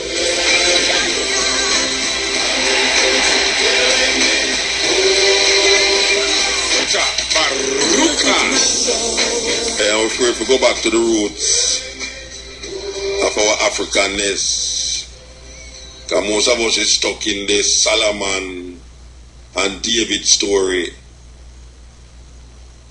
because we feel say that give credence and validity to our spirituality that is defined even here in Jamaica as Rastafari. We can't really say and understand that what we are saying in a Jamaica is gone beyond Solomon and Sheba, gone beyond David and Goliath, and that we have to recognize when there was no religion, we had a divine connection with self, a spirituality that defines itself through our everyday living, through our love for nature and things that include living and unliving, animate and inanimate objects. We share a certain connection with them, but we lose that because we now define ourselves through a condition and a situation that has nothing to do with the reality of our existence.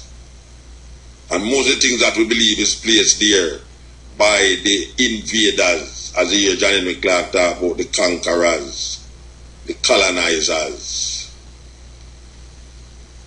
We have to return to the source. The source.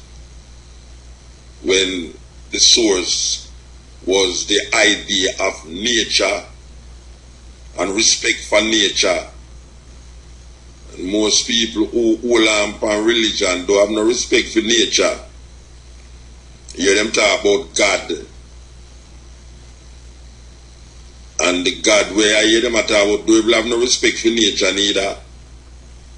Time send a flood and wipe out every living thing that was not in the ark. Children that was born and children that was unborn was wiped out. The biggest mass murder in history from an entity that is supposed to be all-knowing and knows a man's heart is corrupt from them was created. And if I create a something that was corrupted from the beginning, why would I want to sell a flood to wash with these people and then start over the corruption again I don't know about the all-knowing in that. The all-knowing supposedly did know, say, this was what going to happen and prevent it rather than go through this mass murder. I wonder if it's a dice showing game this supposedly God is playing on human beings. It would appear to me like this is a dice showing game of one. A game of dice showing. Heads you win, tails you win. This is cutting edge. Black history, consciousness, revealing itself. John Henrik Clarke, music and reasoning. And that we I work with. Praise music here, but we are going to the phone call. Yes. Yes, here. Yeah, nighttime Muta. Blessed man. Yeah, man, the thinking man this side, yeah. Okay. You know, when Muta me a 65-year-old. I see when me a boy, you remember some picture where them used to show. One particular one I like when them call some people with wings come out of the sky with swords in them hands. They call that Judgment Day. Okay, I'm a Gideon. Yeah. Well, never look a poem for deep to address that in a movie. Yeah, but you have to, it's not a long poem like the last. No, man. Yeah, because we have enough advertisement that I forgot you, you know. Alright, let me run it. This poem is called Picture. The aim of this composition is to revisit the images that were projected to our ancestors. Here we go, picture. I say picture, no picture. Yes, picture. Well, no picture. Picture, no picture. No picture. Well, yes, picture. Because it's still a picture, the picture that them use to feature. Preacher. Yes, preacher. What about the images they use to feature? What about the things they use to teach me teacher? Creature that brings out of the sky, them a fly. With sword in a hand, them a descend from the land. Preacher, yes, preacher. Then the images only, but now them late. So no expect them to fermentate. Nothing never ever lasts forever. So might as well you scrap your endeavor. From them the image may have to migrate because they can't afford to lose my faith. I say picture, no picture. Yes, picture. Well, no picture. Picture, no picture. No picture. Well, yes, picture. Because it's still a picture, the picture that them use to feature. Preacher, yes, preacher. When make you stop feature, the images you use to feature. Yet I teach the same things to me teacher. Preacher, yes, preacher. What about the snake with it talk to Eve and cause Adam forget this seed? Preacher, yes, preacher. The youth them say them shock and amazed. How people used to be in a sword fight days. But nowadays this gun them are free. So them the creatures would have to flee. Preacher, yes, preacher. Might as well you go deliberate. About them the images you need to update. If I was you, tell you what I would do. Instead of sword, I would have give them chopper. Take off the wings and put them in a helicopter. I say picture, no picture. Yes, picture. Well, no picture. Picture, no picture. No picture. Well, yes, picture. Because it's still a picture, the picture that them use to feature. You know that. Yeah, man, you need to go out there this poem World Festival, man. You know, go up there, Portland. Next week. Yeah, I want to tell you, me have it right from my board, April the 27th, Portland. Yeah, April 27th, yeah. Yeah, why, Muta, me I like it. They have something named, Mike, open mic, you know, where you can go up and, even though you're not up on the posters and all everywhere there. Yeah. Which part you live? Which part of man live? I'm in a Spanish Town area. Them call me Spally. Spanish Town area, me there. Where you read the last time there, but we just want to tell you about this thing here. We're happen next week Sunday, you know. I mean, you say you have it on the board still. But if you try to make it, we have to remind the people them that next week is the which part is saying a Portland? Oak Beer. On the beach, right on the beach, yeah. Right on the beach. All right. Yeah. I hope to see you in a Muta. Yeah, man. Me go up there, man. Alright. Yeah, man, I know that, man. Me hear you. Alright. Anytime you see me, I'm making note of the thinking, man. Alright. Dipton. This is the Cutting Edge and IRFM. You know, the other day I watch, I see through the religious channel them on the TV. You know, you have these evangelists, these American evangelists, and there's a big, I forgot his name to you, actually, I didn't write down his name, but he's trying to explain the authorship of the first 5 books of the Bible, that is Genesis, Exodus, Leviticus, Numbers, Deuteronomy. You know that we grew up to believe, says Moses write this thing. But after examination, there's no way, if you examine these books, you could actually come out back and say, it's Moses writing. It's only people who get stuck with them learn when them are picnic. Still I say it's Moses writing, because academia, theologians, and a whole heap of preacher know say Moses never write it.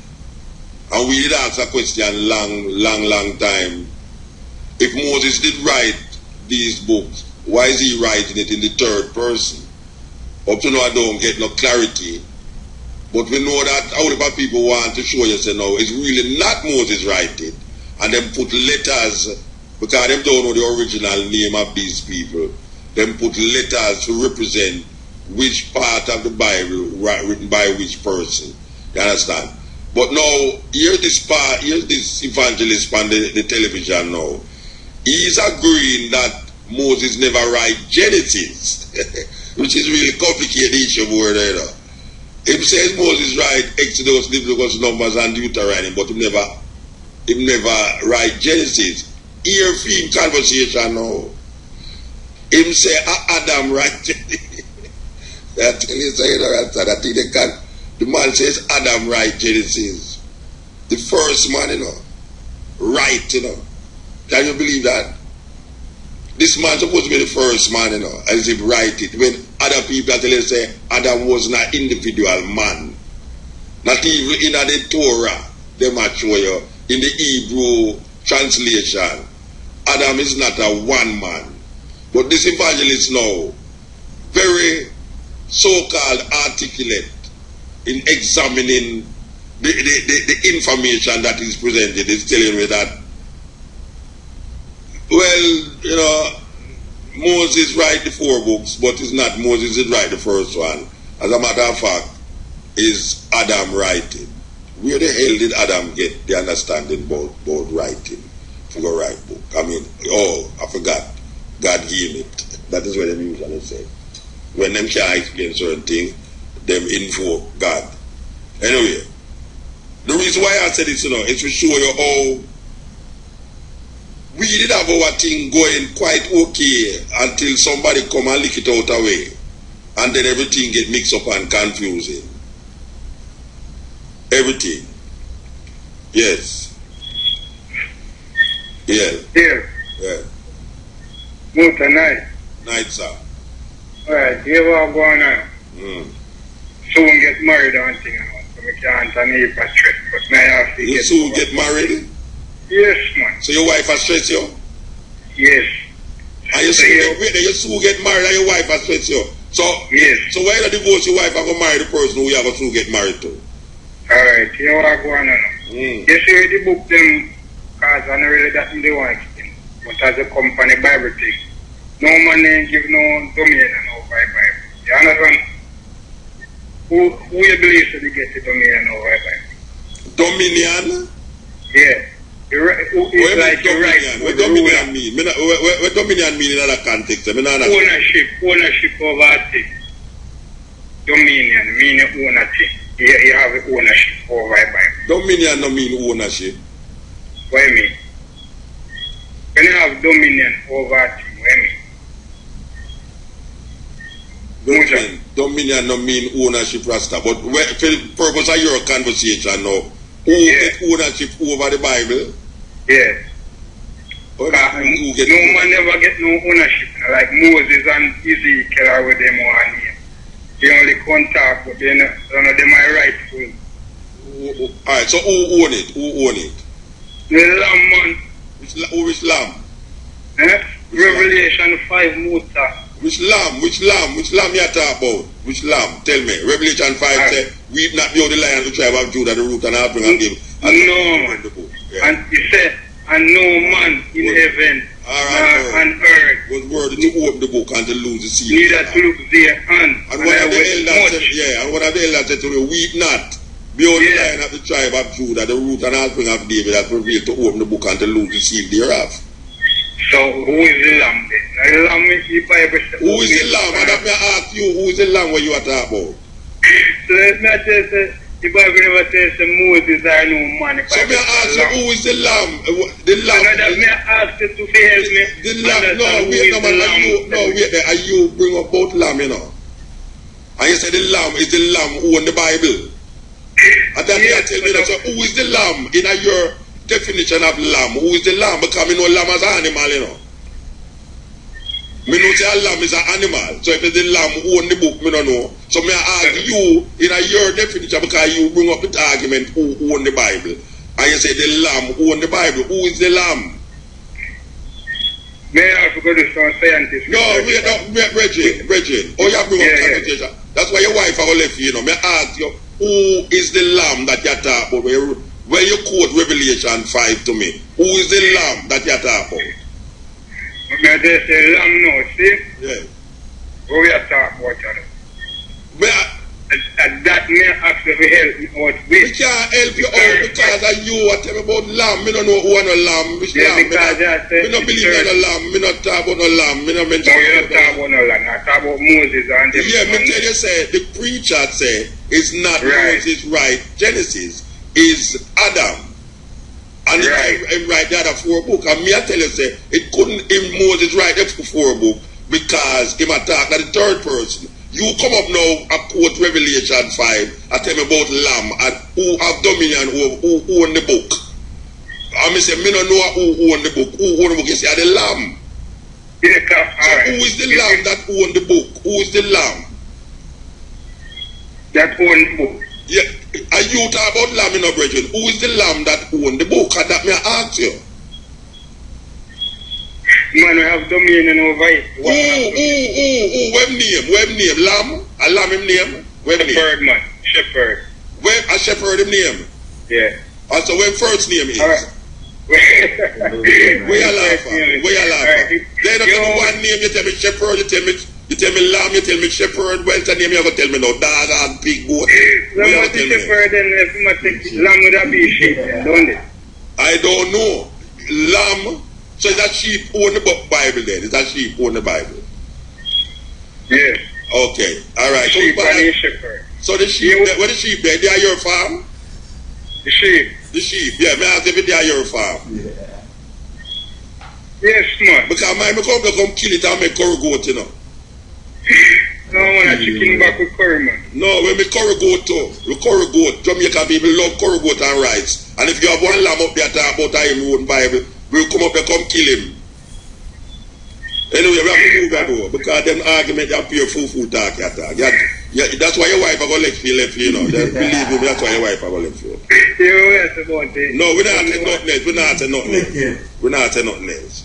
Yeah, this is the cutting edge. Yes. Yeah. Yes, sir. Yeah, man, a DJ chef in Alabama. Yeah, wait a man. There. How you do, sir? There I go to try a black consciousness. That reason that's the spirituality. With the fun. Yeah, all the while that with the fun. You miss the live feed, you can tune in and listen back. But we have a complaint still, the online login now work tonight. Oh? Well, you have to come to IRFM about that. You call him already, man. Can you step it, put in that's why we're there. So you're not saying you want to tell that to the brethren? Me see him, I see him on YouTube too. He have a picture on YouTube? He picture on YouTube? Yeah. Me see him on one of the videos, them I talk about the thing and say him will contact you, like in a phone call. Yeah, contact me, man. Alright, good. So I say now, more people know so what you do is a serious job and easy, It's not an easy work, You see, when you go out there and try to show certain people the knowledge, you face a lot of opposition, you know? You try to talk to your friend and your close one them and examine and scrutinize this religion thing, and it's like a fight, but you know, we know your man just say what you say, and you go and you go through. We don't care after them. No, watch out. When me I say on the radio, so no. If a man fire me tomorrow, man, me not go sit down on the street, you know. No, man. You understand? Me not go sit down on the street, and me not go bake bread. Because me not eat bread. You understand? Yeah. Yes, unless I'm a brethren go bake a thing and work it out. But me not go in a store go buy no bread. And I say, boy, not one of my seats I sit on the sidewalk and eat bread. You should not live like bread alone. Yeah. We don't need no bread, we don't need no butter. I mean, the biggest bun and biggest cheese, alright, now I don't eat bun and I don't eat cheese. So you must know. Yeah, when I get diabetes, you know. No, I don't eat it. I tell you what, I have the biggest bun and that's why I don't eat it. I'm sure. Yeah. I'm sure you like to think about a sister out of Montgomery, Alabama. She's nice African black girl, and they make sure you want to think them about Jesus. She run me and say, hey, Kevin, no. I mean, no, I ain't get nothing that guy has to say. You laugh. Yeah, so me you could stop talk, but that's it. I'm stop talking to you too, man. I'm stop talking to you too. What you mean? And then I have an next bed, you know, that children, me and my reason, see, and I talk to my certain consciousness. Whole time me and I talk to my phone call all done. And I remember understanding, alright, you see them two cases now, couple months after these two people me I talk about, call me and apologize and say, boy, Kevin, you can't believe that we never analyze this thing, and we can't, sorry. So what them do to analyze it? How them call you back 2 weeks after? What them do to analyze it? Then go research, dig up that. Me learn so much. Till me learn so much things from the both of them now. Till me I say, wow. Yeah. That good. So the change are going in a kind of slow certain way, and people think it happen. We know it's slow because me never did there, so you know. I come here, so you know. So me never did there, so me nah go tell a man that so me the thing the whole of my life. Yes, sir. It's an evolution, it's a still just climb, you know. Nobody can say him reach God, you know, I find God. Because God no last, so nobody find God. And you can't say you reach now, therefore. You can't know continuous journey. Yes. It's a journey, it's a lifelong journey. And you evolve with people understand that. Based upon the information represented to you, you analyze the information and you put it together in your head and you say 1 and 1 bring 2, therefore I just that. I'm not afraid to tell a man say, me know not that again, you know, this me now. You understand? So I'm sure say 1 and 1 are 11. I'm sure him say no, you know, say 2 man say no 1 and 1, you say 11 1. Well, idiot people say them fool something there. Because them out try to show them that why 1 and 1 is 11. You know, it's like some psychopaths there. Business. And if the black people will up take, oh yeah, moving. Alright, tomorrow we'll be stepping. Martin sound, come Martin, and my daddy there, I listen, so I have to dig him up. Alright, sir. You know, it's a holiday now, you know. Holiday now, and the adverts where them come fast and furious. Remember, so we were there, little more, from 2 to 5:45 with the stepping razor, the art of war. Okay, so I just hold it there now.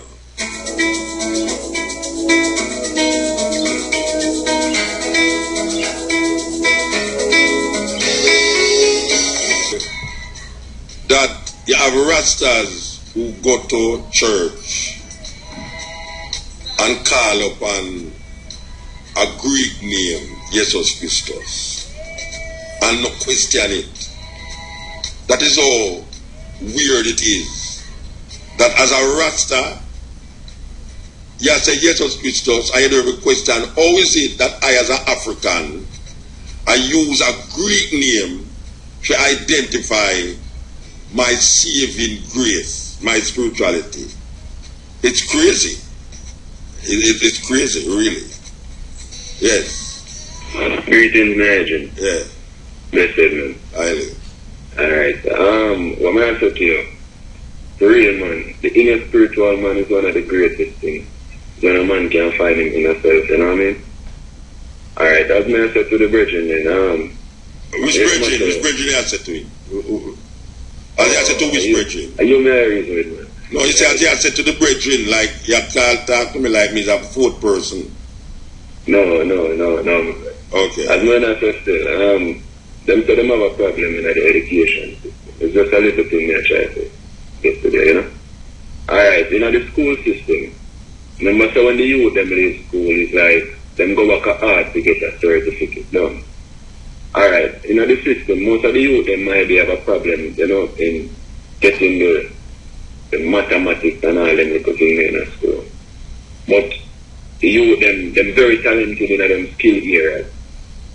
It's a simple thing like, why them not try to implement like some more, you know, in skill areas in the school system, like when the youth them ready to leave school, why them not like present them with a certificate, like a level 1 certificate already then in the area where them strong, like, you know?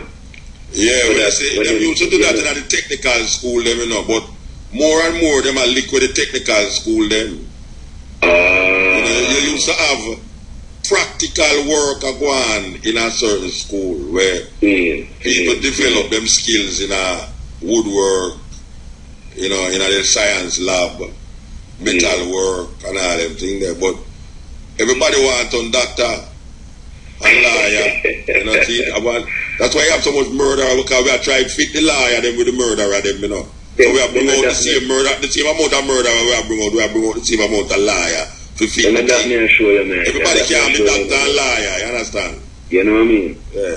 You know what I mean? Because simple thing, you know, it's like a man might do in CXC and he might get so much subject and thing, but if you go to look at job, them also man, you don't have enough experience. Yeah. To apply for the job and you just left school. Oh, you have left school and have experience. Alright, my blood. So you're supposed to have experience in the classroom and in the laboratory. As you get the certificate where you are talking about, I'm going to say, look, I know, for 4 years, I go to school, and this is what I'm doing now. I have some little experience, I can learn more, but this is what I'm there. You get what I say? Yeah. You get what I say? Yeah, sometimes I reason with the people, you understand what I say? No, what you want to know, I pass through that, you know, Bridget. Yes, sir. Yeah, man, when I left school, I'm going to look work, man. You say about, you have an experience. I'm going to say, but I just left school, blouse and scrub if you have experience. What can I do to have to do? You know? It's like a madness. Oh, you ever have the experience of what I was doing. If you ever climb up on a light bulb gate and fix a light. Alright. You know what I mean? And all of your years you spend in a classroom. Yes. You know? That's what I mean. And you not get no practical, because I just run the book from yard to book. What when I tell you, say, me used to have practical, and that me I try to say, me used to go to technical school. When we used to make a radio station, we used to do electronics, we used to do woodwork, metal, we make table, we make car part and all them things in the class as our exam subject. And you go, if you go look at job, and a man I say, so this is an electrical firm, you know, you have any experience? You say, no, sir, I don't have school. Remember, you know, so them they present you with a certificate, alright, this man is certified with a level 1. In the 3 years, like, you're not qualified. Present. Oh, I say, man, present you with one, man. Then present you with nothing. That's why I say, no, that's why the dilemma there, you know, because when you go at the man place and tell him, say, a Kingston technical, me used to go, you know. Yeah. And for 4 years, me there, me had the woodwork and come and said, no, that's not enough. You have to have some experience. You have to have a piece of paper. I show, man. I'm not sure. I made a big brick. That's what I mean. That's why the man, the brother, the thing, you know, say, a black you go look at work, and you tell him all sort of foolishly. They don't deserve a lick in your head, man. Alright, let me show you another point again, brother. Alright, look at that point I know. Alright, we say we are trying to measure out with the American system. Everyone understand, you know. The Americans send them youth to a school, but provide jobs for them when them come out, you know. You understand what I mean? In other words, we have so much abandoned buildings in the state there. Where we say, and we still identify places, build more buildings. And in other words, we have so much talented tailor. We have dressmakers. We have a lot of people come from out there. And there's nothing made in Jamaica. You understand what I say? They say, boy, we have put up something in our say. Alright, and Jamaica produced it. You understand what I say? Yeah, but look at now. We have a Minister of Finance who go find, go borrow money. To pay money where we did borrow before. Not we, but them. So the money where them I get now, you know, is to pay about money where they did borrow for a longer time, you know. Because 60% of our food come from foreign. Most of the clothes where the people are wear come from foreign. Yeah. Them look on the television and see sex a go on, we come from foreign. Yeah. Most of the music we are listening to come from foreign. The religion we are thinking about come from foreign. So it complicated. It get crazy. It get crazy. And every time you start to do something nationalistic now, you hear say, you kind of get kinky, you know, what you deal with. Yeah, man. You want to eat out a calabash or coconut. Yeah, you're supposed to want to eat out a coconut shell. You're supposed to have Chinese crack rib made in China or Taiwan. Yeah. That's when they drop on the ground, you lick your picnic and say, look how you brought me nice crack rib. You know what I mean? It's like them artificial business, right? Yes. You know what I mean? Too much artificial. At times we wake up and realize and understand where the world are headed to. You understand? And try to make the youth them understand too. Because the generation before us, you know, at least them try. You understand? And we come. So what we must can do now is to try to set a date to the generation where come, at least make it a little bit easier for them. Because if the cycle keep repeating, brother, repeating, it just has not back in the same circle. Same way. You know what I mean? And we now really realize and say, yo, make a friend somehow. What we have go wrong? That means that it just keep going around back in the same term. You understand what I say, blood? Yeah, you know what I mean? But give thanks, man, I'm blessed here. One of them. Okay, that's it. Alright, so we are talking about it now. You are saying, we could go over what we are saying. We are saying that the other thing said is that all the man them set up the thing now is that them want the youth them go around them computer and get some foreign phone number from some old people and go down a man to go be and start a business. Which the business now, we're going to give them a BMW. Where next man I work how much years, sir, and him do ever buy the BMW, you know, is him company let him the BMW. And the youth own fee BMW. But guess what? The business where the youth own the BMW is illegal. But you never did set nothing for him to do or get the BMW that way there. Because you tell him go to school for much years and tell him say if him get a good education, he can come out and get a good job, and when he come out he can't get a good job because he don't have no experience. So he must create an experience himself. And that's what the bombshell they know. The bombshell they don't know where you who are work for 40 years can just afford to buy a BMW. And him who are work for 1 year I buy BMW for not only him girlfriend but for him brethren. And it's an illegal thing. You don't know where you want him to do. Where you want him to do because you're not set up nothing. You're not set up nothing. So God in the whole quagmire, the abyss. That when a guy go look at you and tell you, say, boy, right now, you have any experience? You say, no, I just left school. Him say, well, you know, we only need people who have like 2 years experience or 3 years experience. You say, all right, boom. The next time him see you, you own the business beside him. You know, go to Westmoreland. I go get cocos bag of the good weed. I just send that way and come back. Millions of dollars. I just go buy the building beside him. And I say, but wait. And that boy, I didn't know that boy there. He used to come on my shop, come look work. Now the man have business beside me, big electronic firm, a nightclub, go-go club and all these things. Like a 20-year-old youth have a go-go club beside me there, you know. And I want to say, look like him open all that church too. It's a function. That's what we call it, function. Yeah, dysfunction and function.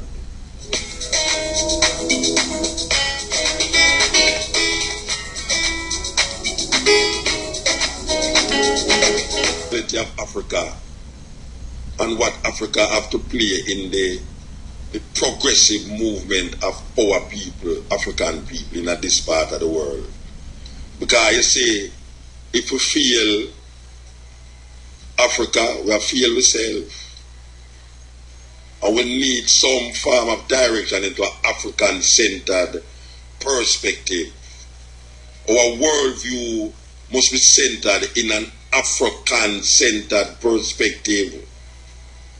Because if we don't center it that way, all our we are doing is to maintain white supremacy, colonialism, and an extension slavery. Are we working to maintain because we can get some dollars? No. We just keep maintaining the status quo that was given to us by the European invaders and the colonial masters. Are we just there to manifest them work, or are we there to carve out a future that is based upon our DNA, our cultural perspective, our spirituality? Are we there to just tag along like zombies, or are we there to create a new person, a new person, a new creation? Yes, cutting edge. That's a motor. Yeah. Well, cutting edge. Yeah, man. Don't ask me where I'm going again, you know. Respect our manners, man. Not be where I call from now, you know. All right, and you're one of them we met a while ago. And you are the computer man we just talked about a while ago. No, the computer man is an original youth. It's Frank Conner from Moby, you know. Okay, all right. So we are coming on the weekend. Yeah, man. Yeah, man. You know, every year we come down and come celebrate. Well, not celebrate, but keep up the anniversary of this madness with them going for Rasta. I mean, I know me, I said the man that talk about the ganja thing, and I said, boy, right now, when they check the levels, they're going to find some big Americans come down, come take the business from the Jamaican people, and they don't know what they're doing now. They don't feel them down here already. Them down here already, you know. Them come like ticks. Just a wait for us find the right part of your skin and dig it out. Yes, man, shark so, you know, so that's why people just open their eye and just know so they don't have to make some politician come fool them, you know, see, and just unite with the thing where they might deal with, you know, see, unity and strength, you know, because the more you find someone come and start sell out the thing and you get sell out and buy out and gone to some big company and the little man them on the ground now have nothing to get, you know, see. Yeah. So I just that really me also want the people to just wise up and just know what they do and just know what they might deal with. And you nice to get you out of the dilemma arena, you know? Give thanks, Brethren, give thanks. Big up. Yes. I saw it go. Watch me now.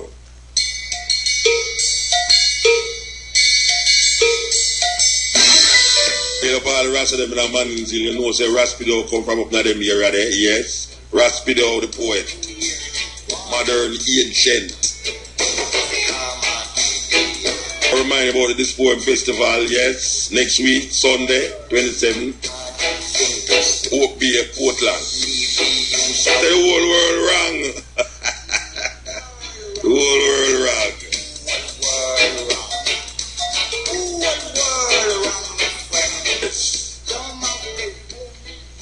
Yeah, cutting edge. Yeah. Yes, sir. Baba, brother. Cutting edge. Blessed love. Blessed man. Yeah, man. It's been a while. I haven't heard your voice and I haven't seen you. You haven't heard my voice? Why you sound like an angel in the sky that talk to me, I know when you say that. Like, you know, they heard. You haven't heard my voice? I don't mean, man, I just jive anything. Then all you say you haven't heard my voice, Rasta. Blessed love, man. I don't see it on our street. I don't understand that. No, get the one little time you run, come down there, come look for me, you just don't come back. No, Farai. You know, the work and the timing and everything. Which timing? Which timing? At church you go? No, man, I contributed there to some painting, man. Yeah. Yeah, man. They leave it fire and through me, me just come in, you know. Eh? Yeah, and they never didn't know what was the topic. Well, we not play a Henrik Clarke tape, say we have no friends. Africa has no friends. And I'm sure a whole historical background to certain things. And you mentioned about no friend. You know, we remember me have no Delary. Look out for your friend. He's with Delary now. Probably going to turn you out to Delary too, you know. About 20 years ago, you have to tell me about Delary's. You can't stop, Kawa. It reminds me of friends. And is it down in a rum lane? Is it down in a rum lane? Yeah. In rum lane, you know, a good friend run the place. Yeah. And there's a particular friend, that is why you keep hear me saying about Delary. With me, I just friends. And my whole life deal with friends. Yeah. You understand? Well, you have to have friends, you know. You have to have friends. Yeah, but there's a particular one where, boy, I believe it, the animal come from Barbara Manley Center, he is from out the whole family there. What name? His name Rudolph Cook. Him related to me? Why? No, you know. Oh, because the Cook name there is have a relationship, you know. Okay. I want to my brethren where they live at John's Navy Diana, you know. Okay. Yeah, man, and from Wesley, because I have a yeah, from Wesley, yeah. My bigger brother is usual go Wesley. He named Mark Latouche. No, but you know, some used to go Wesley too. Officially, man. Yeah, man, I used to go Wesley, man. Because yesterday, I have 45 now, you know, because look, the disease your body. You understand? Yeah, man, yeah. You find the boy, why I mention Derek every time, often time, I just, today, the band with me and a friend, they have, and Derek say, watch out for your friends, though they lose in the end. Yeah. Sometimes they try to make me sin, but what is a man without a friend? That is comment. Yes, exactly. So if I say, never have that in touch with me, because good friend to me is better than pocket money. Well, you know, it's a sin to me, they put you onto that tune there, and every time, there's not one time in history for the past 20 years you call me, you don't answer the tune. I want you to turn up your radio loud. Every time, brother. Turn it up loud, because I'm going to play it right now for you. Just bless up brother Cook and the whole rumbling crew. Alright, sir. Them a listen to you. Every time, my brother. Alright. Take care and bless it now.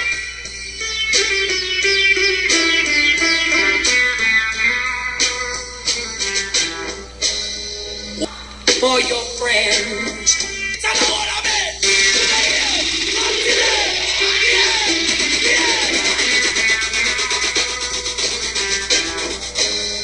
Watch out for your friends. Play the shooter. For all the people them, they are Yoban Street, Foster Lane, Gold Street, Maid Lane, Wildman Street, Hanover Street.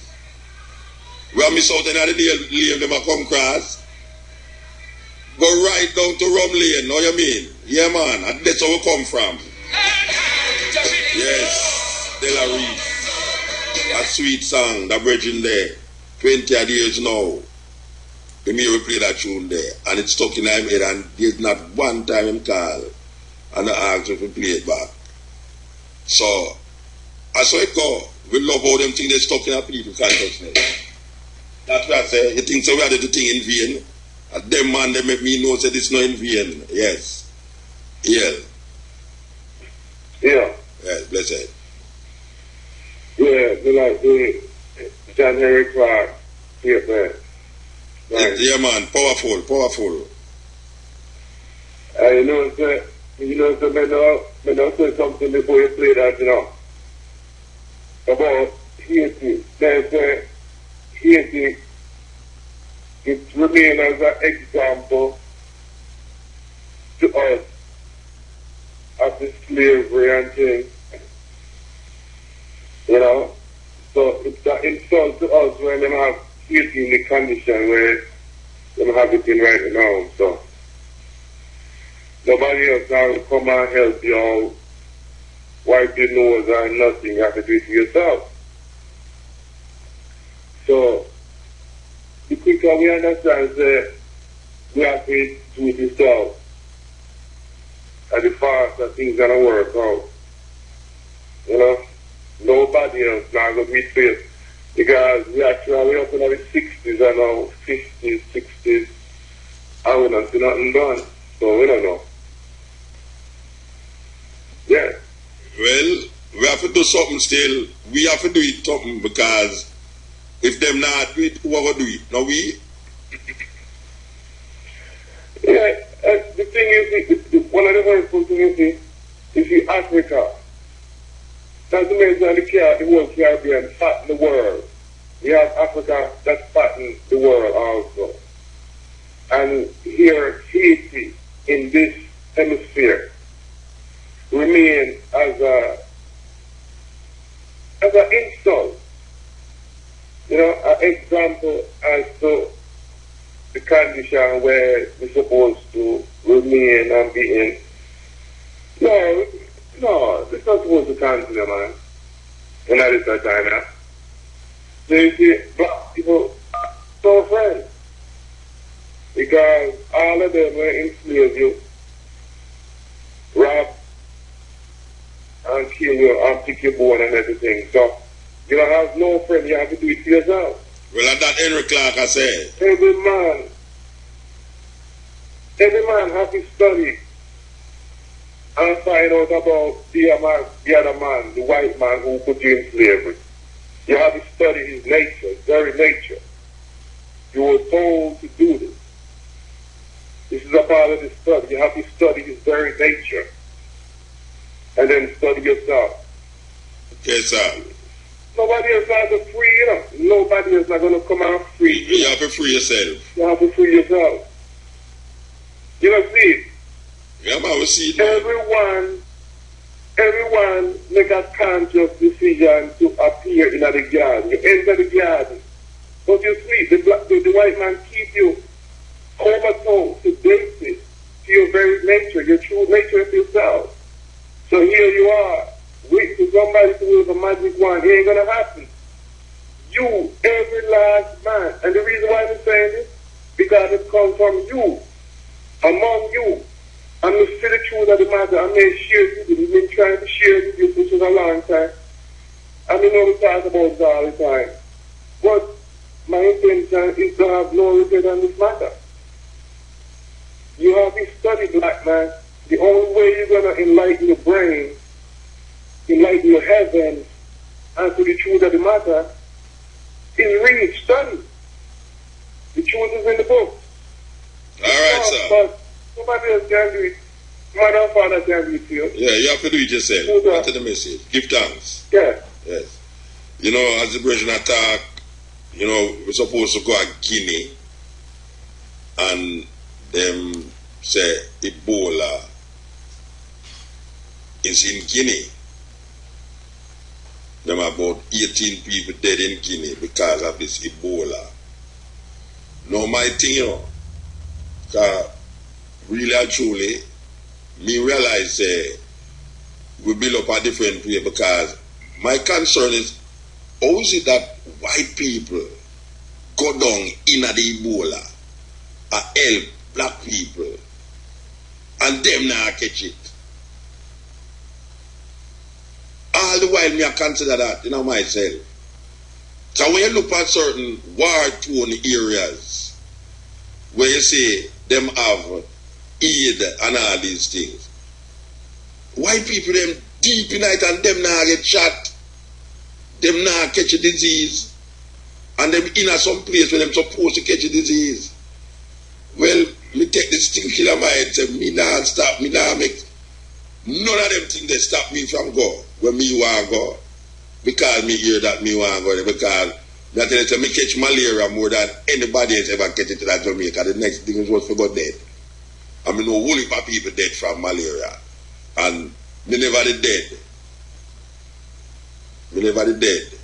And me there enough to tell the tale, say, me did that one of the worst strain of malaria. Me in the hospital and them quarantine my house. Me in a hospital, university hospital, and them go come here, go quarantine the house. And they say them can't take me out there until they take out all strain of the malaria out of my blood. You understand? And me I say, but wait. All the while me I look and I see the doctors them and things with the amongst the people them where have the malaria and this and them not catch it. The Ebola, them World Health Organization send people go down in Africa in the Congo and them place there to go deal with it and them not catch it. Them just go back to Europe said we. The first time we go to Africa, Nigeria, me have steel pulse. Every one of the steel pulse man then gone back to England with malaria. Every one of them. But me not gonna make that stop me. Believe you me. Me not gonna make it stop me. Because me see people go at the place right there and exist. Just like how me see Japanese a walk in the ghetto, in the niggle light. And nobody not trouble them. And you have black people who are afraid to go downtown in the night. Even though some part of it light up. And me see Japanese people a go session. Go ala Raytown. Sometimes you don't plug a Raytown and some Japanese people just walk up and say, wait, where them come from? Them go anywhere them want to go. We afraid. But you think they're going to stop me? They don't stop me, you know. Believe you me, they don't stop me. Trust me. Because remember when the Iraq war it just started, you know. Them invite, and I want to tell you, I was supposed to be in the company of some illustrious people, like all Mandela and all them people there, and them invite with another company they go down there. I don't know when it happen, why the thing is like them that say the safety is not guaranteed certain way, even though them that got supply with you know what, but heap of safety and all these things when it never work out. But guess what? Me never tell a man say me nah go. Because man I got cut off your neck and Arab I got do this to you and this to you. Things them don't know who them want to kill. Them know who them want to kill. Me never say me nah go because of that. Me never say me nah go. Me didn't ready to go. Because me want to go in there. Me want to go down to Iraq. Me want to see what is this thing. And it's when the war it just start. When everybody afraid. Just like the time when the plane blew up. Me realize that I would have not travel again, foolishness. The thing that never stop me from travel. Man throw bomb in that look at now. One flight missing now, Malaysian airline, missing. For 40 days, it missing. And me remember me depart Malaysian airline, I got Kuala Lumpur already. We reach Australia. And me I think back on it and I say, but wait, that plane, they could have been the plane where last, you know. You think that they're going to stop me from going on plane? You're crazy, yes. Yeah. Yes, Rasta. Before I take a call there, there's a story about a man saying, nah, left him out, you know. Him say, him nah, left him out because no one get himself in no trouble. And him say that you go buy a jelly coconut, you know. And him chop the coconut in him house, drink out the water, and throw the coconut through him window and lick a whole man kill her. That is what we are talking about. Yes. Yes, Bridget. Yes, Rasta, man. I like that. I don't hear up there, man. I say I like a lot of your sisters and them like when you are Mutabaruka cutting it, you know, stepping razor reason. Real. I don't hear one thing what you say a while ago. Real. Real, let me go, man, and I hear me that say, you know, the people them say them like when you are real cutting it, stepping razor reason, you know. I usually reason about. I'm Mr. Great, you said the most I mean, doing music, them, you know, man. Yeah, but when me I usually reason about when the people them say them love you when me I reason. And people are telling that up in your area. Like we have put things into practice and like what? Remind me of my like the man with America look at actual money. Okay. And I make I interview me, I come down and lock the gate like a parrot gate. Me a lock the gate? Wait, hold on. What do you mean? No, you come out. They say, Una lock the gate. Them a lock the gate. No, you say, Una lock the gate. Yes, man, don't lie me. The lawyer call Uno mean me to it. Wait, hold on, you know. You talk to me and I say, Uno, that means you involve me in a Uno. Alright, not call you not home. Tell me, say the security I lock the gate, tell me, say, Uno and me, me don't like that. Alright. And I something on the motor. But one time I come to Donos them with hot firefights, you know. And I lock me up the time after me sue them and I have to dismiss to the Buddha. You know, I have a greater freedom story as a black man in America. Yeah. A black professional. And like me, when I help America, I do and I sue them for money. Like me do something wrong in suing. Like so how much money you get when you sue them? Because I not get none yet Buddha, so how much get the lack of Mandela for? So how much money you intend to get? How much money you intend to get? 15 million plus interest to sue them for 6 years North America. Coral Garden Atrocity. So when them say you go get it? And the them say move them want to be smart at least Jamaican to march for. Because they will tell them have to obey their land. Me ask you a question. When them say you go get it, what's that? It's not about the money move. It's about what? It's about what? Which principle? Principle of obeying laws and order for every black man. The black man doesn't treat you to your law, your order, if you come kill off black people to get one to obey your order. If you get what near to move that. The Jamaica and America, if you quarrel with, I know we if you quarrel with. What you quarrel with me for? No, but not quarrel with, because we stop kind of move that Jamaica stop kind of black people the whole world and down. Marcus Garland this. I need you to tell them what I'm saying. What do you need work for? Alright, you see, no, for you start perform now, gone, you know. Gone, for you start perform, you know. Because you take thing make joke, you know. You're not serious. Real cheese and the cheeses make the cheesy stuff. Little more we are talking about. So, you know, we're there for the running, you know, and we always at this time say give thanks to the moment, give thanks to the time and the energy that you spend with it. And as we say, we will come forward at 2 o'clock.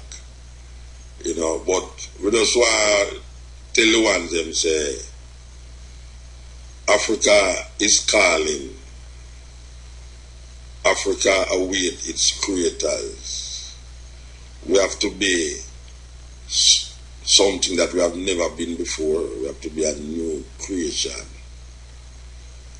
We have to recognize what we have developed here to free ourselves must be completely us and not trying to strip away illusions and make it diverted from the point in question, which is to reclaim our African being, our Africanness.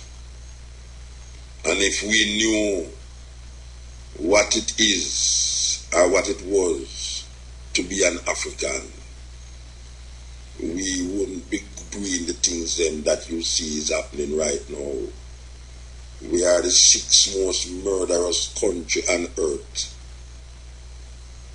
And in the top 10 countries, there's no European countries in that top 10. None. In the 10 most murderous countries on earth, no European country is in that 10. Most of them is South American countries and the Caribbean. We have a serious road to travel. Yes, cutting edge. Yeah, morning. Oh, you know, sir, Richard, is that thing I want to talk about for a long time. Yeah, well, you don't know much time, you have 4 minutes left for the program done. You are going. First thing, it's the white people. That's style them wrong. And the white people, you know, Caucasian are real name with them. So if you white man, you associate yourself with the color white. And take the purity out of the color is it. And I just saw a confusion coming. So we took you on the right category, and then maybe we can see it in our life, we say, isn't it? That's not what I said. Alright, so give thanks, Bridget. Yeah, so no matter with white people, they're in the right category, and we go in the right category, and then we balance out. So where's our must call them? Tell me. Caucasian man. I'm calling him Caucasian because we are Negro and them are Caucasian. So if it's for we are Negro? Yeah. I feel good to be a Negro. Yeah, but me prefer to call them white and call myself Negro. No, man, you can't call white. Because it's white. Me an African, me no Negro. How you get to be Negro? Where Negro come from?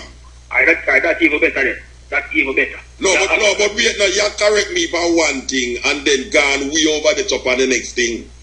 You know, so that... So watch, I live and learn. Yeah, me know about that. Me I say, you correct me about one thing and gone way over the top with the other thing. Like how? When we are going over there? Because I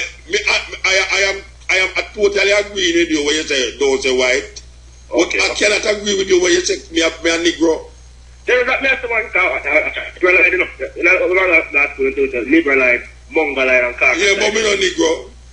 Yeah? Me no Negro.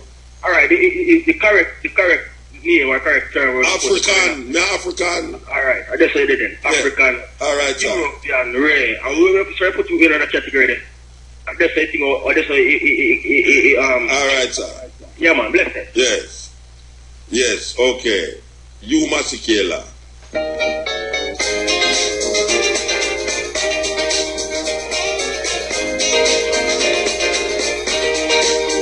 South Africa, the man called you Masikela.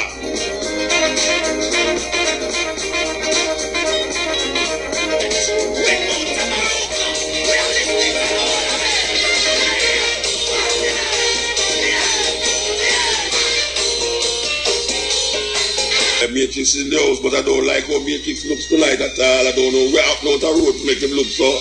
Matrix, we're going out there, man. Why you just come in and just dreary and dull? You work too hard for your bike, man. Eh? Your bike can take away your straight man. And I see you coming and looking dreary, man. But you want me to do the program to 6 here? And you don't give me a thumbs up? I don't know.